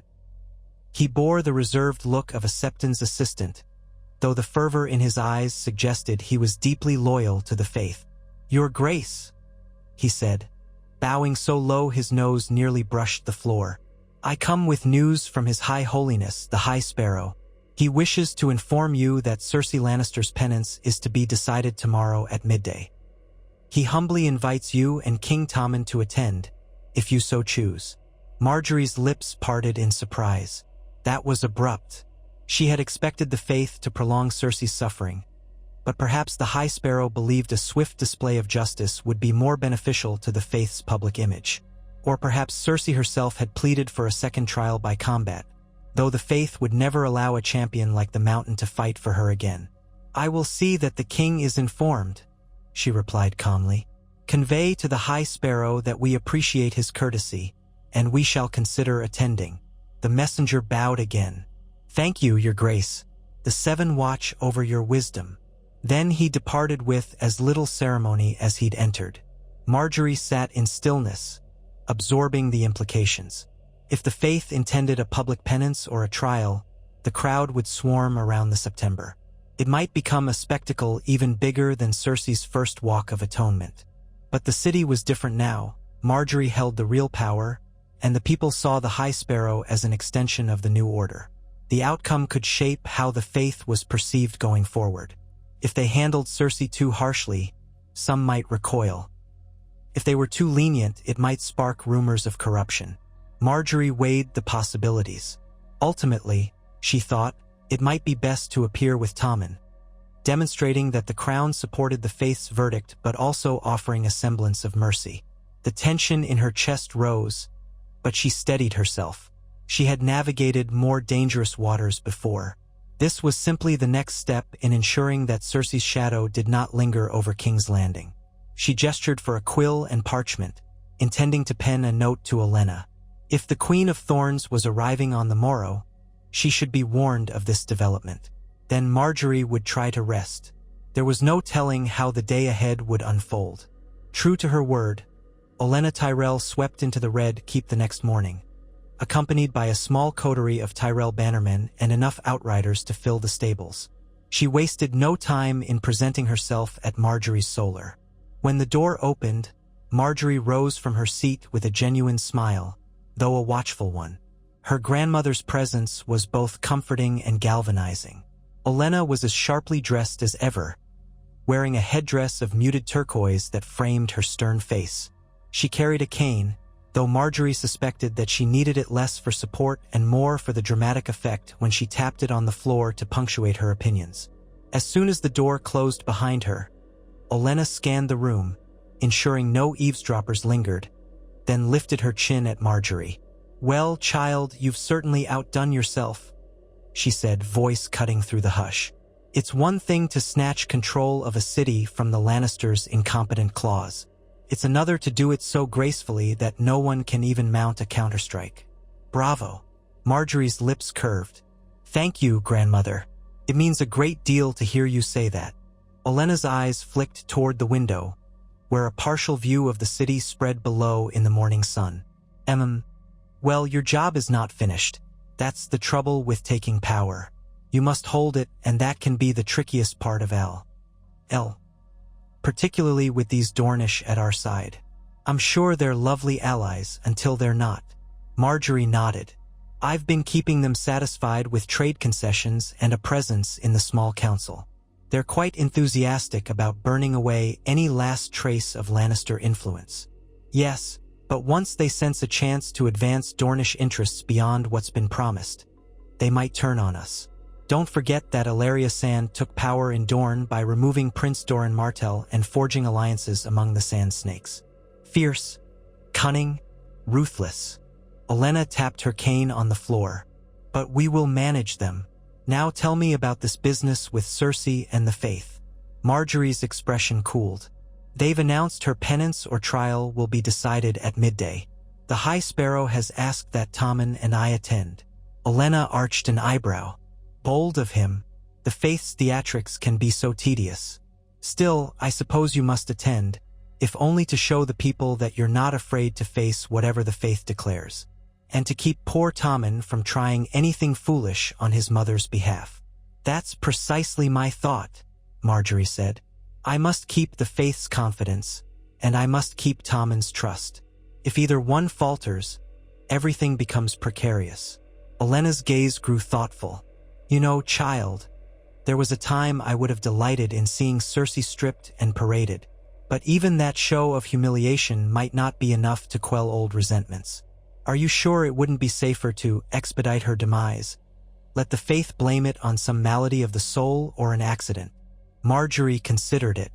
She had asked herself similar questions more than once. Wouldn't it be simpler if Cersei just vanished? Yet her voice was measured when she answered, "Tommen would never forgive me if he suspected I had anything to do with his mother's death. The faith might also turn suspicious. They relish a public demonstration of repentance or punishment. If she died in her cell, the rumor mill could spin wild tales, sowing distrust. A clean, public resolution is less risky for now." "MMPH?" Olenna shrugged. "I bow to your sense of the city's mood, then. Let us see what midday brings. And if the faith tries to posture too brazenly, we'll remind them who actually provides the coin for their so-called pious endeavors." At that, Margaery signaled for her staff to set out refreshments: bowls of fruit, warm bread, fragrant teas. Olenna accepted a cup of tea but waved off any larger meal, clearly wanting to press on. They spent the next hour discussing the state of the realm, the finances of the crown, which were still precarious, though the Tyrell coffers had eased the immediate crisis, and how best to solidify alliances with certain lords in the Stormlands and the Reach. Margaery noted that a few uncertain houses were withholding tribute, waiting to see if the Lannisters would rally. Olenna suggested dispatching friendly envoys with gentle reminders, followed by sterner warnings if necessary. They weighed the possibility of sending a gift to the Iron Bank to reassure them. Finally, with a plan half-shaped, they paused to prepare for the spectacle at the Great September. Just before leaving for the September, Margaery made her way to Tommen's rooms. She found him dressed in royal attire, a deep cloth of gold tunic embroidered with the stag sigil, a short golden cape fastened at his shoulder. He fiddled with his collar, eyes downcast. As soon as she entered, he looked up anxiously. "Margaery," he said in a soft voice, "will this be like Mother's walk of shame before? Or worse?" She clasped his hand. "I cannot say what the High Sparrow has planned, Tommen, but we must be there to show that you are a just and merciful king. Let the faith pass its judgment. If there is a chance to offer leniency, we will see what can be done." He swallowed, nodding. "Yes, I can't forget how terrible it was the last time. People hurled filth at her. She was so proud. Seeing her in that state, it was awful." Sympathy flickered through Margaery, though she remembered Cersei's hateful eyes upon her that day. "I won't lie, it may be difficult to witness, but your presence could bring a measure of dignity to the proceedings. The faith will be less inclined to stage a lurid spectacle if they know their king is watching." He exhaled a shaky breath. "All right, I trust you." They set out together, accompanied by a retinue of gold and green cloaked guards, as well as a handful of sparrows who deemed it their holy duty to protect the king from worldly dangers, though Margaery suspected they wanted to ensure Tommen did not deviate from the faith's script. Olenna joined them in her own carriage, followed by a modest train of Tyrell knights. Along the winding streets to the Great September of Baelor, throngs of citizens gathered to see the royal procession. Curiosity, and perhaps a measure of morbid anticipation, buzzed in the air. They knew that something was about to happen involving the once-feared Queen Mother. When they arrived at the plaza, Margaery saw that a platform had been erected at the foot of the September's grand steps.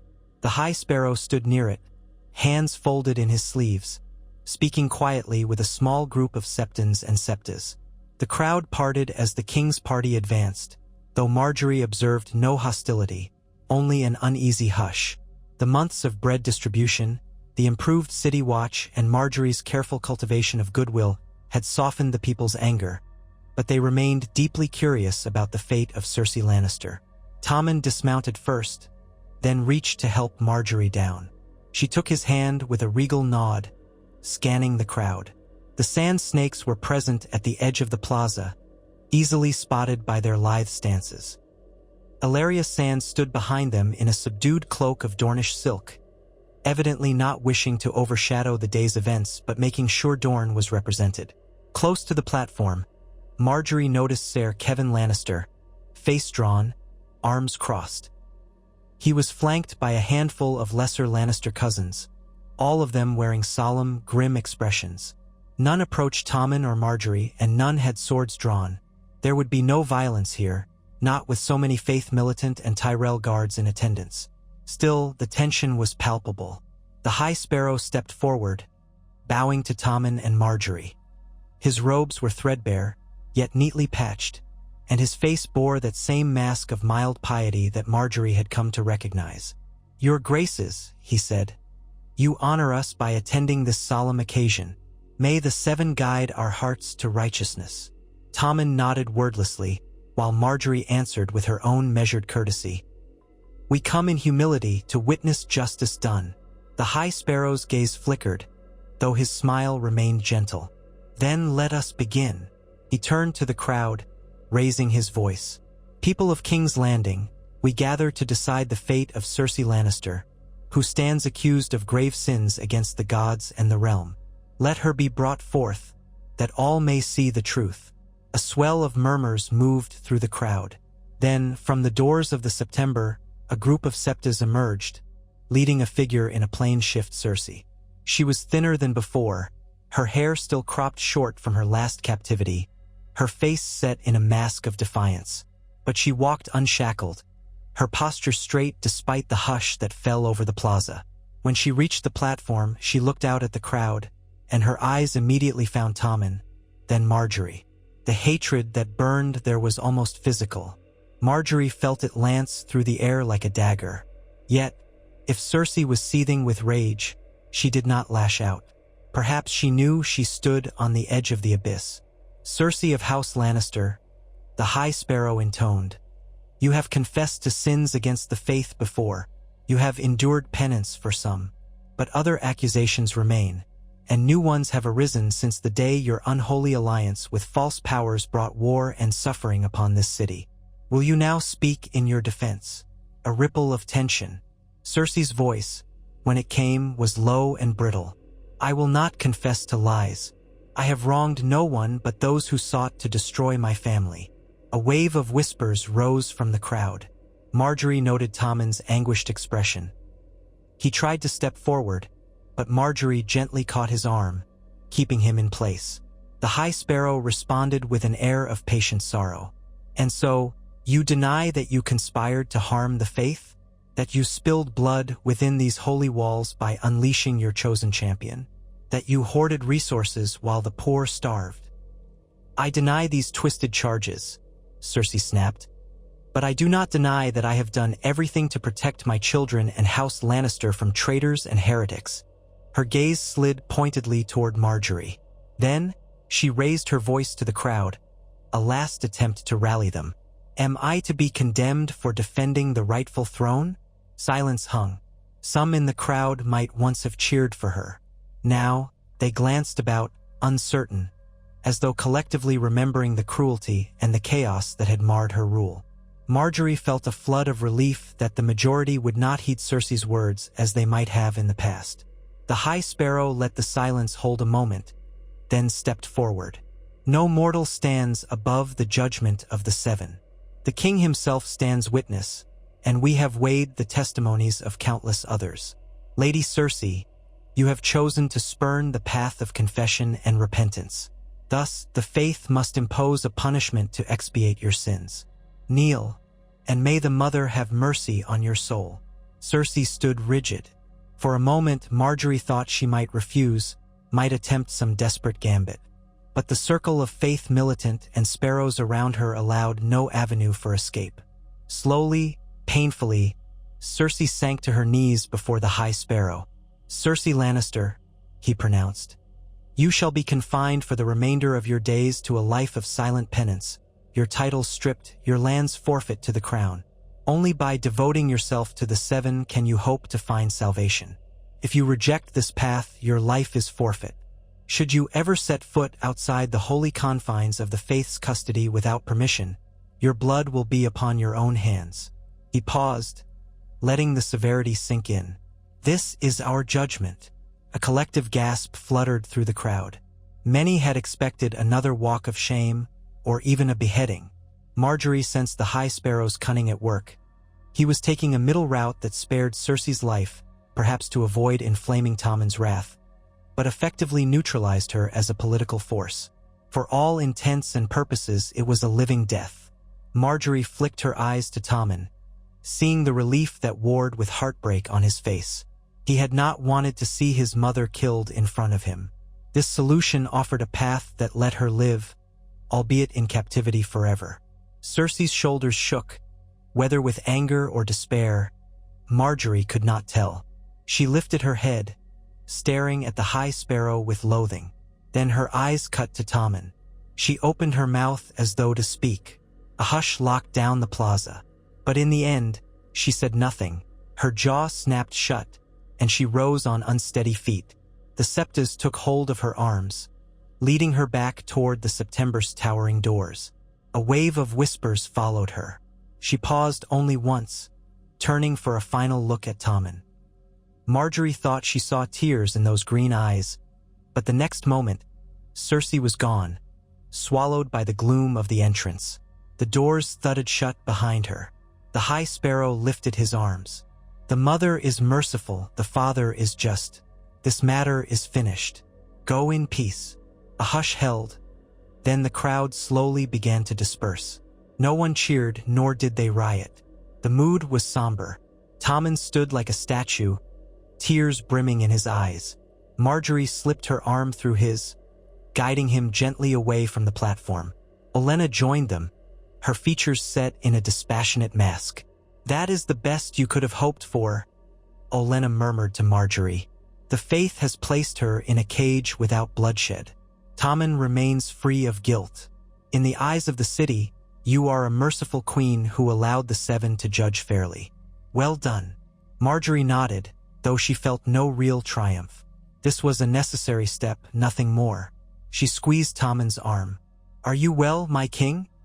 He swallowed and nodded, though tears slipped down his cheeks. I'm relieved she's alive. But a life locked away in the September is... I don't know if I can bear it." "Perhaps in time," Margaery said gently. "The faith will show her some measure of freedom if she shows true repentance." He tried to smile, then lowered his head. She kissed his temple, a comforting gesture, then guided him toward their waiting carriage. They would return to the Red Keep, ensuring that the crowd saw the king ride away in a posture of calm acceptance. The judgment had been passed. The city would settle for now. Not everyone took the verdict with acceptance, though. Margaery caught sight of Ser Kevin's glowering face from a distance. He did not approach or cause a scene, but the promise of future resentment was there. The Lannisters would not forget this day, even if they lacked the power now to overturn it. And somewhere outside the walls, Jaime might soon learn what had happened to his twin sister. If that news reached him too soon, he could incite a desperate attempt to break Cersei out of the September. Or, in a darker possibility, he might lose heart entirely. Margaery had never fully understood Jaime's motivations apart from Cersei, but she knew he could be a dangerous foe. Best to assume he might try something. Regardless, the immediate threat of Cersei's meddling had been solved. In the carriage, Margaery let Tommen rest his head against her shoulder, dabbing away his tears. Olenna rode in a second carriage, presumably formulating a new wave of strategy. When they reached the Red Keep, the hush of the courtyard and the respectful bows of the guards made it clear that the entire castle had heard the news. Tommen parted from Margaery, heading to his rooms with shoulders sagging. Margaery exhaled, feeling the weight of the day in her bones. She was about to step inside the keep when she glimpsed Ilaria Sand approaching from a side archway. The Dornish paramour, clad now in a shimmering gown the color of sunlight on sand, moved with elegant purpose. Margaery slowed, offering a polite nod. Around them, Tyrell guards kept a discreet distance, though Margaery had no doubt each side was aware of the other's presence. Illyria's dark eyes sparkled. Well, that was quite the display of faith's justice. I expected they might lop off her head. But I suppose the High Sparrow wanted a kinder approach. Margaery allowed a faint smile. He's found a way to make her captivity a living penance. It suits his beliefs and spares the crown an ugly spectacle. Illyria's voice softened, pitched so only Margaery could hear.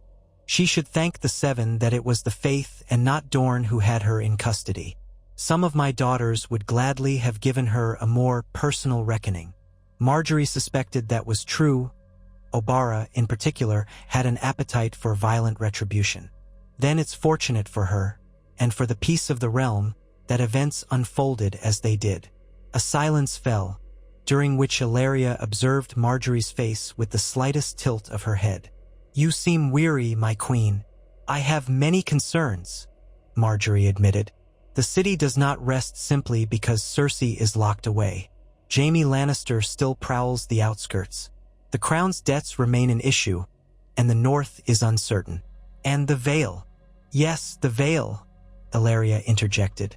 "Littlefinger's domain. He might attempt to swoop in and offer alliances. You know how he thrives on chaos. One can only guess where he'll stand now that the Lannisters have lost King's Landing." Margaery nodded, a small frown creasing her brow. "I suppose it's a matter of time before he sends word or arrives unannounced. He'll no doubt test the waters, see how solid the Tyrell-Dorne arrangement is. Perhaps he imagines he can pry us apart with the promise of new gains." Illyria tapped a finger to her lips, then said, "We should ensure he can't. I have no love for Peter Baelish. If it pleases you, I can dispatch a few discreet watchers along the Rose Road and the surrounding routes to observe any Vale activity." Margaery weighed that. "That would be helpful, thank you. We should know if he plans anything behind our backs." "Of course," Illyria said with a faint smile. "We are allies in this new order, after all." They parted with a courteous bow. Margaery retreated into the keep, a swirl of thoughts occupying her mind. She could not deny that she found Illyria easier to deal with than she'd initially feared. The woman was cunning and dangerous, but she also had no illusions of Dorne trying to seize the entire continent. It was retribution for Oberyn's death and respect for Dorne's independence that she craved. Now that the Lannisters had been toppled from the capital, Illyria and her daughters seemed content to cement their place as favored confederates of the crown. Perhaps that was enough for the present. Inside her chambers, Margaery set aside her royal mantle and donned simpler robes. Her attendants bustled about, bringing her warm water, preparing a light meal. She caught a glimpse of herself in the mirror. Her face looked composed, the faint lines of tension at the corners of her eyes visible only to her own scrutiny. How many more performances would she have to give, she wondered, before the kingdom found a lasting peace? She had chosen this path and did not regret it. But a part of her yearned for simpler days at Highgarden, wandering among the roses, laughing with Loras while the world felt gentler. That was a time that seemed so distant now, overshadowed by the memory of war, alliances, and heartbreak. Her mind drifted to Loras, her brother, once the gallant Knight of Flowers, now recovering from his time in the Faith's dungeons. He had emerged severely weakened and rarely left the Red Keep's infirmary. The Faith had physically and psychologically tormented him, forcing confessions of lustful sin, and humiliating him in ways Margaery did not like to recall. Yet she had him back. The High Sparrow had allowed his release once Margaery ascended to power, provided Loras swore off knighthood vows and lived a life of quiet reflection. Margaery had agreed to the terms to spare his life. Now Loras's spirit was battered, but at least he breathed. She resolved to visit him that afternoon, after she had taken a moment's rest. A soft knock brought her attention back to the present. Lady Alice, one of her handmaids, slipped in. "Your Grace, Ser Brynden Tully has arrived at the gates. He requests an audience." Margaery raised her brows. Brynden Blackfish Tully was the uncle of Catelyn Stark, a seasoned warrior. Last she'd heard, he was either at Riverrun or wandering as an outlaw, defying the phrase. That he was here now suggested either desperation or a new twist in alliances. A moment's reflection told her that he might be seeking to use her disfavor for the Lannisters as a chance to reclaim the Tully seat from the Freys. "Send him to the Solar," she said. "I'll speak with him at once." Alice curtsied and withdrew. Margaery stood, smoothing her robes, mentally preparing for yet another negotiation. She knew that the Tullys possessed a strong claim to Riverrun, but the Freys had the crown's backing under the Lannisters. Now, of course, that backing was in question. If she supported the Tully cause, she risked angering the Freys, who might, in turn, side with the Lannisters or find common cause with the Vale. But if she refused the Blackfish's plea, she might miss the chance to further undermine House Lannister's old alliances. Ever since the Red Wedding, the Riverlands had been in turmoil. She moved to her solar and seated herself behind a polished table. A servant lit a few candles, adding a warm glow. Moments later, Ser Brynden Tully entered. He was an older man, broad-shouldered, with a slight stoop that hinted at age, but his eyes remained sharp as a hawk's. He bowed in a curt, soldier's way. "Your Grace," he said, sounding mildly stiff. "Thank you for receiving me." Margaery studied him with a polite smile. "Ser Brynden, it's been some time since the Tully name was spoken freely in King's Landing. I trust you come on urgent business." He nodded. "Indeed, I've come to request the Crown's assistance in reclaiming Riverrun for House Tully. The Freys hold it unjustly, courtesy of that alliance with the Lannisters, who, as I understand, are no longer welcome in this city." A subtle invitation, Margaery thought. He wanted her help in dethroning the Freys from Riverrun. "The Crown is undergoing many transformations, Ser Brynden. Our alliances must be chosen with care, especially now that House Lannister no longer holds the capital. But the Freys remain powerful in the Riverlands, and they have, in the past, provided resources the Crown needed." "They're oathbreakers," the Blackfish retorted bluntly, "with blood on their hands. My nephew, Edmure, is still their hostage. My niece, the Lady Catelyn Stark, was murdered at the Red Wedding. The North remembers, and so does House Tully." Margaery inclined her head. "I do not deny the Freys have committed atrocities. Yet I wonder, what do you offer in return, if the Crown supports your claim?" Brynden's gaze flicked around the solar, as if to measure Margaery's seriousness. "If Riverrun is restored to the Tully line, the Riverlands would declare for King Tommen wholeheartedly, removing a foothold the Lannisters might still cling to. The small folk there despise the Freys. You'd gain their loyalty, and House Tully would swear fealty to Tommen, if that vow still has meaning in these times." "It does," she assured him gently. "Though the times are indeed changed, the king remains the king." Carefully, she framed her next question. "And do you speak only for yourself, or can you speak for Edmure Tully as well? My understanding is that Edmure is still in Frey custody." At that, a muscle in Brynden's jaw twitched. "Edmure was always more pliable than I liked, but he's been a pawn for too long. If we can free him, I believe we can rely on his gratitude and cooperation. He'd prefer 1,000,000 times over to see his child raised in a Tully-ruled Riverrun than under Walder Frey's shadow." Margaery knew the child in question was Edmure's heir, born while Edmure was a hostage. Rumor had it the baby was kept as leverage. "Very well," she said at length. "It seems you propose a bold step. Helping you wrest Riverrun away from the Freys could reignite conflict in the Riverlands. Do you think your forces alone can succeed? Or will you require direct assistance from the Crown's armies? I can muster some loyal men. We were scattered after the Freys took Riverrun, but I've allies hidden in the hills," Brynden explained. "Still, the Freys outnumber us. If you send a contingent of the Crown's men, Tyrell men presumably, that might tip the balance. You'd barely have to fight. Most of the local folk despise the Freys enough that they join us as soon as the odds look favorable." Margaery drummed her fingers lightly on the table. Committing Tyrell forces to a campaign in the Riverlands might spread her resources thinner, especially if she still expected trouble from Jaime Lannister in the Crownlands. Yet, if she liberated the Tully seat, that could effectively slice another chunk off the old Lannister-Frey alliance that once threatened the realm. Also, it would curry favor with the North or what remained of it, which might prove crucial if they ever marched south. And securing a steadfast ally in the Riverlands would strengthen the new regime's legitimacy. "I will need to confer with my council," she said at last. "But I find your proposal intriguing. You have my word that I will give it serious consideration. For now, remain in King's Landing under my protection. Refrain from openly stirring trouble until we have a plan." Brynden exhaled, some tension leaving his posture. "Thank you, Your Grace.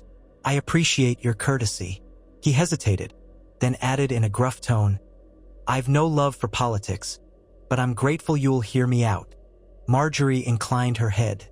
"If you like, I can arrange rooms for you in the keep or nearby in the city, where you'll be safe from Frey spies." "I'd prefer somewhere quiet, away from prying eyes," he answered. "I've never been comfortable in these gilded halls." That drew a small, genuine smile from Margaery. "Very well. My steward will help you find suitable accommodations. We'll speak again soon, Ser Brynden." He took his leave, and once he was gone, Margaery rose and walked to the window, looking out over the city. In the distance, she could see the top of the Great September, where Cersei was now confined to a life of silent penance. The image of the lioness subdued might bring her some sense of relief, but the realm was far from tranquil.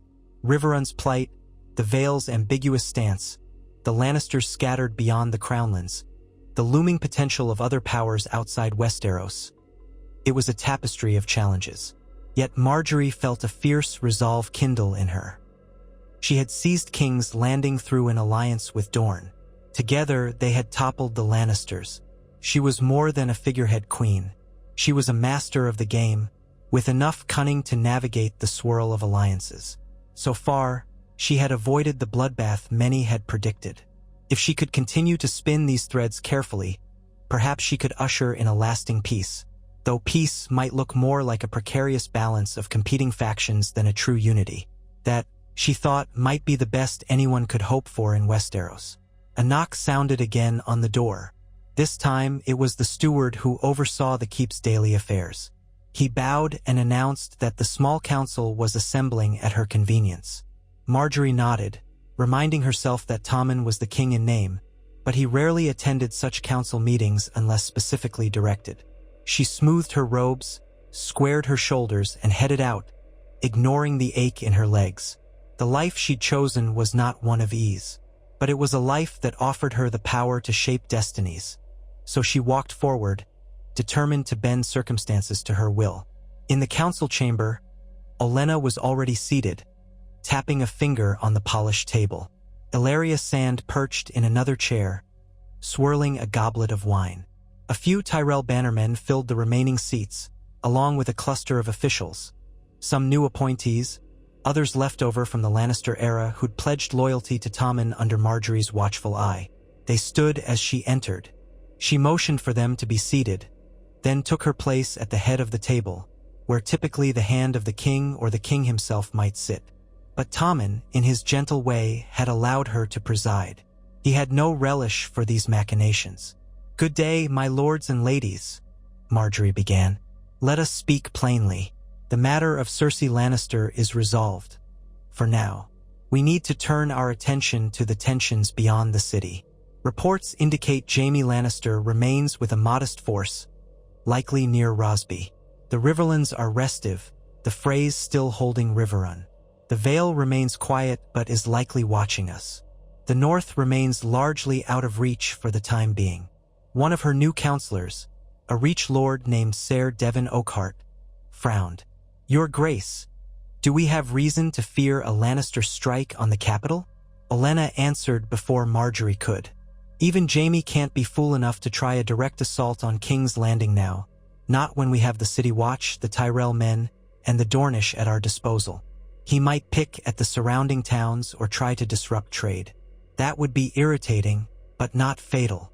Illyria Sand sipped her wine, then said, "And if he does that, we respond by pinning him between our lines and the sea. Jaime is many things, but I doubt suicidal is one of them." Margaery nodded. "Agreed. Yet we must keep an eye on his movements. Meanwhile, we have the possibility of aiding Ser Brynden Tully to remove the phrase from Riverrun. That would sever another link in the old Lannister fry chain. Opinions? Ellaria set down her goblet. I have no love for the phrase. Dorne remembers their part in the War of the Five Kings. They supported the Lannisters who were behind the murder of Elia Martell and her children, though it was long ago. Striking at them would be a blow to the Lion and his cronies. A lord from the Stormlands cleared his throat. But the phrase still command a large number of men. Walder Frey has a brood of heirs who might scatter if threatened, leading to an endless game of whack-a-mole. Is it truly worth the cost? Margaery laced her fingers. Ser Brynden believes the people of the Riverlands will rise against the phrase if provided with minimal support. We might not need an extended campaign, just enough to tip the balance. House Tully would then swear loyalty to the crown. We'd gain a stable bulwark in the Riverlands, as opposed to having Walder Frey remain as a resentful, uncertain ally or an outright enemy. Olenna pursed her lips. That's the key. The Freys aren't truly our allies anymore. Not since we helped dethrone the Lannisters. They might pay lip service, but their real loyalty remains with those who enabled the Red Wedding. Better to remove them before they scheme with the Lannisters to retake the city. Margaery let her gaze sweep the room. Then we're in agreement that supporting the Tully claim is beneficial. The question is how best to do it. Ellaria nodded. Dorne can contribute some riders if needed. Not a large force, but enough to show our commitment. The rest can remain here to secure the city. We can spare a portion of the Tyrell host as well, Olenna said. We'll keep enough here to hold King's Landing. The rest can accompany Ser Brynden to the Riverlands. If the people are truly eager to throw off the phrase, the campaign might be swift. Margaery tapped the table softly. Very well. Let us draft a plan. We'll present it to Tommen as a means of securing peace in the Riverlands. I'll have Ser Brynden meet with our commanders to finalize details. In the meantime, we continue to monitor Jaime Lannister's movements. The council assented, though Margaery noticed some cautious glances. War was rarely an easy prospect to swallow, especially in a realm still raw from recent turmoil. But she suspected that a swift blow against the Freys, who were widely despised as betrayers, would strengthen her regime's image as one that righted old wrongs. It also prevented the Freys from rallying behind Jaime or forging a new pact with the Vale or the Crownlands. Sometimes, a preemptive strike was the surest path to preserving a fragile peace. They discussed logistical matters for another hour, how many men to send, which knights to appoint as commanders, what terms of supply might be offered to the Tully loyalists. Throughout it, Margaery listened intently, shaping the conversation with gentle nudges. She let the older lords and ladies feel as though they were guiding policy, while she quietly steered them toward the outcome she desired. Olenna watched her with a satisfied glimmer in her eye, occasionally throwing in a barbed comment to keep the lords from growing complacent. By the meeting's end, they had the skeleton of a plan. A Tyrell-led force, bolstered by a small Dornish cavalry contingent, would march toward Riverrun under the combined command of a trusted Tyrell knight and Ser Brynden Tully. They would attempt to negotiate with the local populace first, urging them to rise against the Freys. If Walder Frey or his sons refused to yield, they would lay siege. Once Riverrun fell, Edmure Tully would be freed, and House Tully would reaffirm fealty to the crown. The city of King's Landing, meanwhile, would remain under the watchful guard of the bulk of Margaery's loyal forces, plus the Faith militants' presence. Ellaria would stay in the capital to maintain the Dorne alliance, accompanied by her sand snakes. Olenna, for her part, planned to remain as well, advising Margaery and keeping an eye on the small council. When the meeting adjourned, Margaery rose, thinking to attend to Loras. Before she could leave, Olenna caught her by the arm. "A word, child," the elder Tyrell said quietly. Margaery nodded, allowing her grandmother to lead her into an adjacent antechamber, away from prying ears. Olenna shut the door behind them, then turned a critical gaze on Margaery. "You're handling the council well," Olenna said, her tone low. "But remember, the game never ends. Not even after we cut out the Frey rot. We must watch the North, the Vale, even the Iron Islands, if rumors of their new leadership hold." Your alliance with Dorne is a shield, but also a potential sword at our backs if Illyria's ambitions change." "I know," Margaery said softly. "I'm not naive, grandmother, but at least we've defused the immediate threat from inside the city, and we have a plan to secure the Riverlands. Small steps. Olenna tapped her cane on the floor. "Yes, just don't let complacency creep in. You see how easily we dispatched Cersei once we had the people on our side. But that same crowd could turn if famine or plague strikes, or if some cunning foe arrives with a better bribe. We have to keep feeding them, keep the faith content, keep Tommen's innocence intact. All while your brother recovers." Margaery's expression turned pained. "Loras is so changed, grandmother. I fear he may never be the knight he was." Olenna's mouth pressed into a thin line. "The faith did its worst, but our boy is strong at heart. He needs time. Give him a reason to keep living, a future. Perhaps once the city is stable, you can take him back to Highgarden. Let him heal among the fields and flowers." Margaery's throat tightened. "Yes, I hope so." A moment of silence passed, softened by the distant hum of the keep's corridors. Olenna's gaze softened ever so slightly. "You're doing well, Margaery. Better than I even imagined. Keep that resolve. We'll see this realm shaped in our image yet." Margaery felt a rush of quiet pride. "Thank you, grandmother. I won't falter." They parted. Olenna returned to the main corridor, likely to find her own chambers. Margaery slipped away to the keep's infirmary, a cluster of rooms near Maegor's holdfast where the maesters and healers attended to the wounded and sick. It smelled faintly of herbs and poultices, the floors kept scrupulously clean to prevent infections. She found Loras in a small, private chamber. He was awake, propped on pillows, his hair grown ragged around the edges, the once blazing expression in his eyes dimmed. But when he saw her, a spark of life surfaced, if briefly. "Sister," he murmured. "You're here." She approached, kneeling by the bed so her face was closer to his. She took his hand gently. "I'm sorry I've not visited today. There was business, Cersei's verdict at the September, and a council meeting about the Riverlands." "I heard," he said, voice hoarse. "Is she?" "Alive," Margaery answered, "but imprisoned for life by the faith. A silent penance, they call it. She won't trouble us again."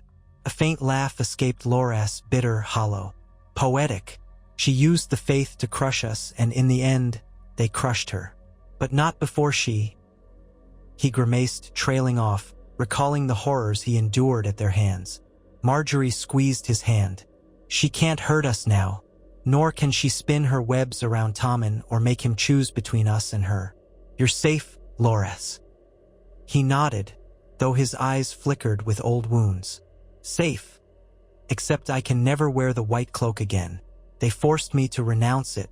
I can never be the Knight of Flowers. All my triumphs. What do I have left?" "You have your life," she said softly. "And you have me. You are still Loras Tyrell, still my dear brother.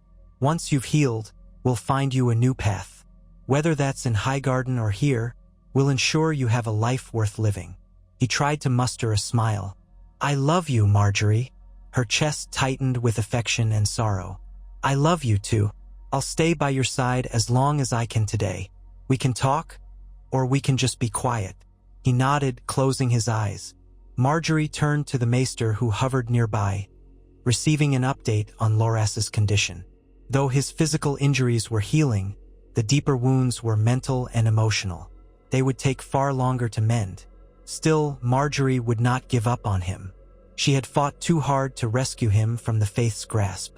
She stayed with Loras until evening fell, speaking softly about their childhood in Highgarden, about the tournament fields, about Olenna's sharp-witted jibes. She hoped the memories might lift his spirits. Occasionally, he managed a weak chuckle or a remark. As the shadows lengthened, she kissed his brow and promised to return in the morning.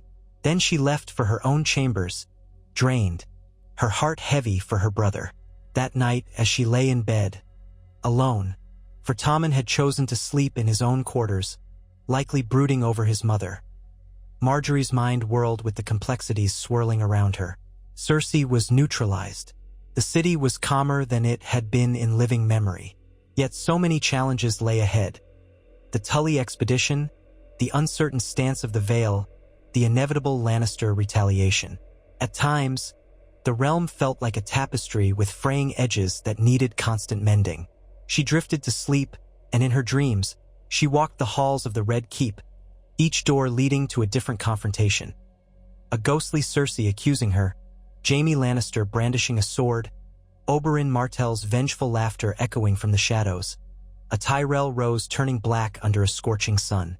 She woke before dawn, her skin clammy and her pulse racing. It took her a few moments to remember that she was indeed queen in all but name, that she had seized power with minimal bloodshed, forging a bond with Dorne that toppled the Lion's stronghold almost overnight. She closed her eyes again, this time forcing herself to breathe slowly. She recited in her mind the steps of her next plan. Speak with Ser Brynden, finalize the troop commitments, ensure the city's supplies remain stable, reassure Tommen. She had come this far. She was not about to crumble under the weight of nightmares. The following weeks saw the Tyrell Dornish force assembling along the roads leading west. Ser Brynden Tully liaised with key houses in the Riverlands, sending out covert messengers urging them to rise against the frays. Meanwhile, word reached King's Landing that Walder Frey was incensed, bellowing at all who would listen that the crown had betrayed him. Margaery paid those threats little mind. The old man was fearsome only when supported by the Lannisters, and that alliance had effectively shattered. Jaime's activities remained uncertain, with sightings placing him near Harrenhal, though no open battles took place. Perhaps he was trying to rally the discontented lords of the Riverlands to the Lannister cause, or he might have been attempting to rescue Cersei from the Great September by some clandestine means. If so, it failed. There was no sign of infiltration, and the High Sparrow reported no incidents. King's Landing remained under vigilant guard, patrolled by a mix of Tyrell men, Dornish spears, and the Faith militant. More than once, Margaery reflected that such a coalition would have been unimaginable mere months ago. Now it was the new normal. All the while, Margaery continued her routine, overseeing the small council, managing finances, distributing bread and alms to keep the people's favor, and ensuring the faith felt consulted. Tommen, though still soft-spoken, began to show small flashes of initiative. He asked Margaery about the Riverlands campaign, about the cost to the crown's coffers, about the well-being of orphans in Flea Bottom. She answered with patience, encouraging him to show a benevolent face to his subjects. The more the people saw him as a kindly boy king who provided for them, the stronger Margaery's position became. He was beloved, and she guided him, a power behind the throne that few dared challenge. As the Tyrell and Dornish columns marched out toward Riverrun, a hush of anticipation swept the realm. Eyes turned to see if Walder Frey could hold his seat, or if the Tully banner would rise again. In King's Landing, merchants whispered that if the Tullys prevailed, it would be another humiliating blow to the Lannisters. In the taverns and squares, ballads were sung about the cunning queen who had undone the lion with a single rose and a spear. Some compared her favorably to the warrior queen Nymeria of Old Dorne, others to the legendary Rhaenys Targaryen. Margaery took little heed of such tales, though she recognized their influence on public perception. Every rumor or song that elevated her to mythic status made it harder for the scattered Lannisters to reclaim the capital by appealing to the common folk. Days stretched into weeks. Raven reports trickled in. The Tyrell Dornish host encountered minimal resistance en route. Most riverlords greeted them with quiet relief, seeing them as liberators from the Frey's stranglehold. A short, sharp skirmish outside of Seaguard ended with Frey forces scattering to the winds. Finally, news arrived that Riverrun itself had come under siege. Walder Frey's sons refused any call to yield. Edmure Tully was paraded atop the battlements as a hostage, threatened with death if the attackers did not withdraw. The Blackfish, undeterred, pressed the siege. Then, one morning, the Ravens reported a surprising turn. Local peasants rose up, swarming a Frey supply train, cutting off the castle's provisions. Rather than starve, the Freys decided to negotiate, and the Tyrell Dornish commander demanded unconditional surrender. By sunset of that day, the phrase had yielded, Edmure was freed, and the Tully banner flew once more over Riverrun's walls. The realm buzzed with the news. Walder Frey himself was nowhere to be found, possibly holed up at the Twins, but his hold over the Riverlands was shattered. The Lannisters had lost yet another ally. Edmure Tully and the Blackfish publicly proclaimed fealty to King Tommen and recognized Margaery as the queen of the realm in all but name. The small folk cheered, hoping this signaled a real shift away from the horrors of the war. Tommen, in a rare display of assertiveness, sent out a royal decree praising the Tullus and condemning the Frey's treachery. The realm's moral ledger seemed to tilt further away from the old lion. For Margaery, it was another victory in the quiet war she waged. Securing King's Landing from the inside, peeling off the Lannisters' allies, forging new bonds with houses that had once been uncertain. Yet she did not allow complacency.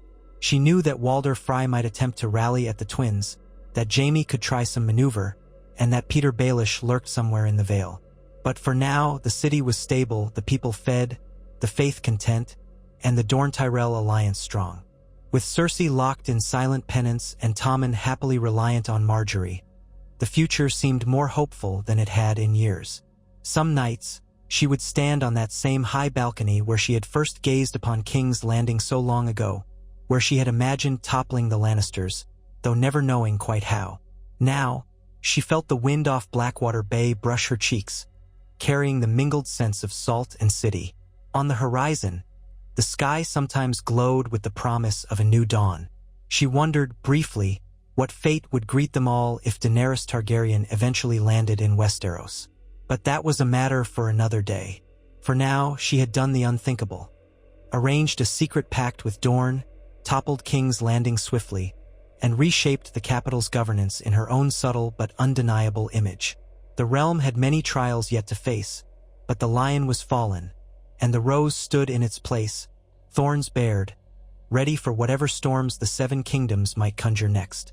In the hush of pre-dawn, as the city lay in the half-light of false dawn, Margaery let her mind wander through the events that had brought her here. She thought of Renly Baratheon, the first king she'd married, whose untimely death had taught her how quickly fortunes could shift. She thought of Joffrey, the cruel boy king, whose murder had left her a widow once more, battered but unbroken. She thought of the long, careful game with the faith, the humiliations she had endured, the forced piety that had masked her razor-sharp intellect. And she thought of the moment she'd placed a white rose upon her bodice, signaling the final move to bring Dorne into the city and unseat the Lannisters. None of it had been simple. None of it had been without cost. Loras's torment, Tommen's loss of innocence, the countless disruptions in the city. Yet the alternative might have been far worse. A prolonged civil war with thousands of deaths, famine. A city torn apart by Cersei's desperation and vengeful rage. Margaery took solace in believing she had chosen the route that minimized destruction, even if it demanded deception. Westeros thrived on deception when gold and swords ruled. At last, she turned from the balcony, letting the curtains fall closed behind her. Servants hovered at the threshold, ready to help her don the day's gown. Soon, she would greet Tommen in the throne room, accept the day's petitions, hear updates from the Riverlands, and perhaps share a courteous midday meal with Ilaria Sand. The city was stable, the realm's future shifting day by day under her guidance. She was a queen in all but name, and so long as her wits held, she would be the one to shape that future. She allowed a final reflection, that the story of the Rose Coup, her secret pact with Dorne, might one day be sung by bards in far corners of the world, told as a tale of cunning and ambition. They might say she was a fearless queen or a manipulative schemer, a savior or a usurper. Let them say what they wished. The truth was simpler and more complicated. She was Margaery of House Tyrell, a woman who seized a moment and changed the fate of King's Landing forever. And with that, she stepped forward, letting the day's duties sweep her along. She would continue weaving alliances, binding the realm's wounds, and ensuring that should the lion ever dare to roar again, the rose would be there, its thorns waiting, as sharp and unyielding as Valyrian steel.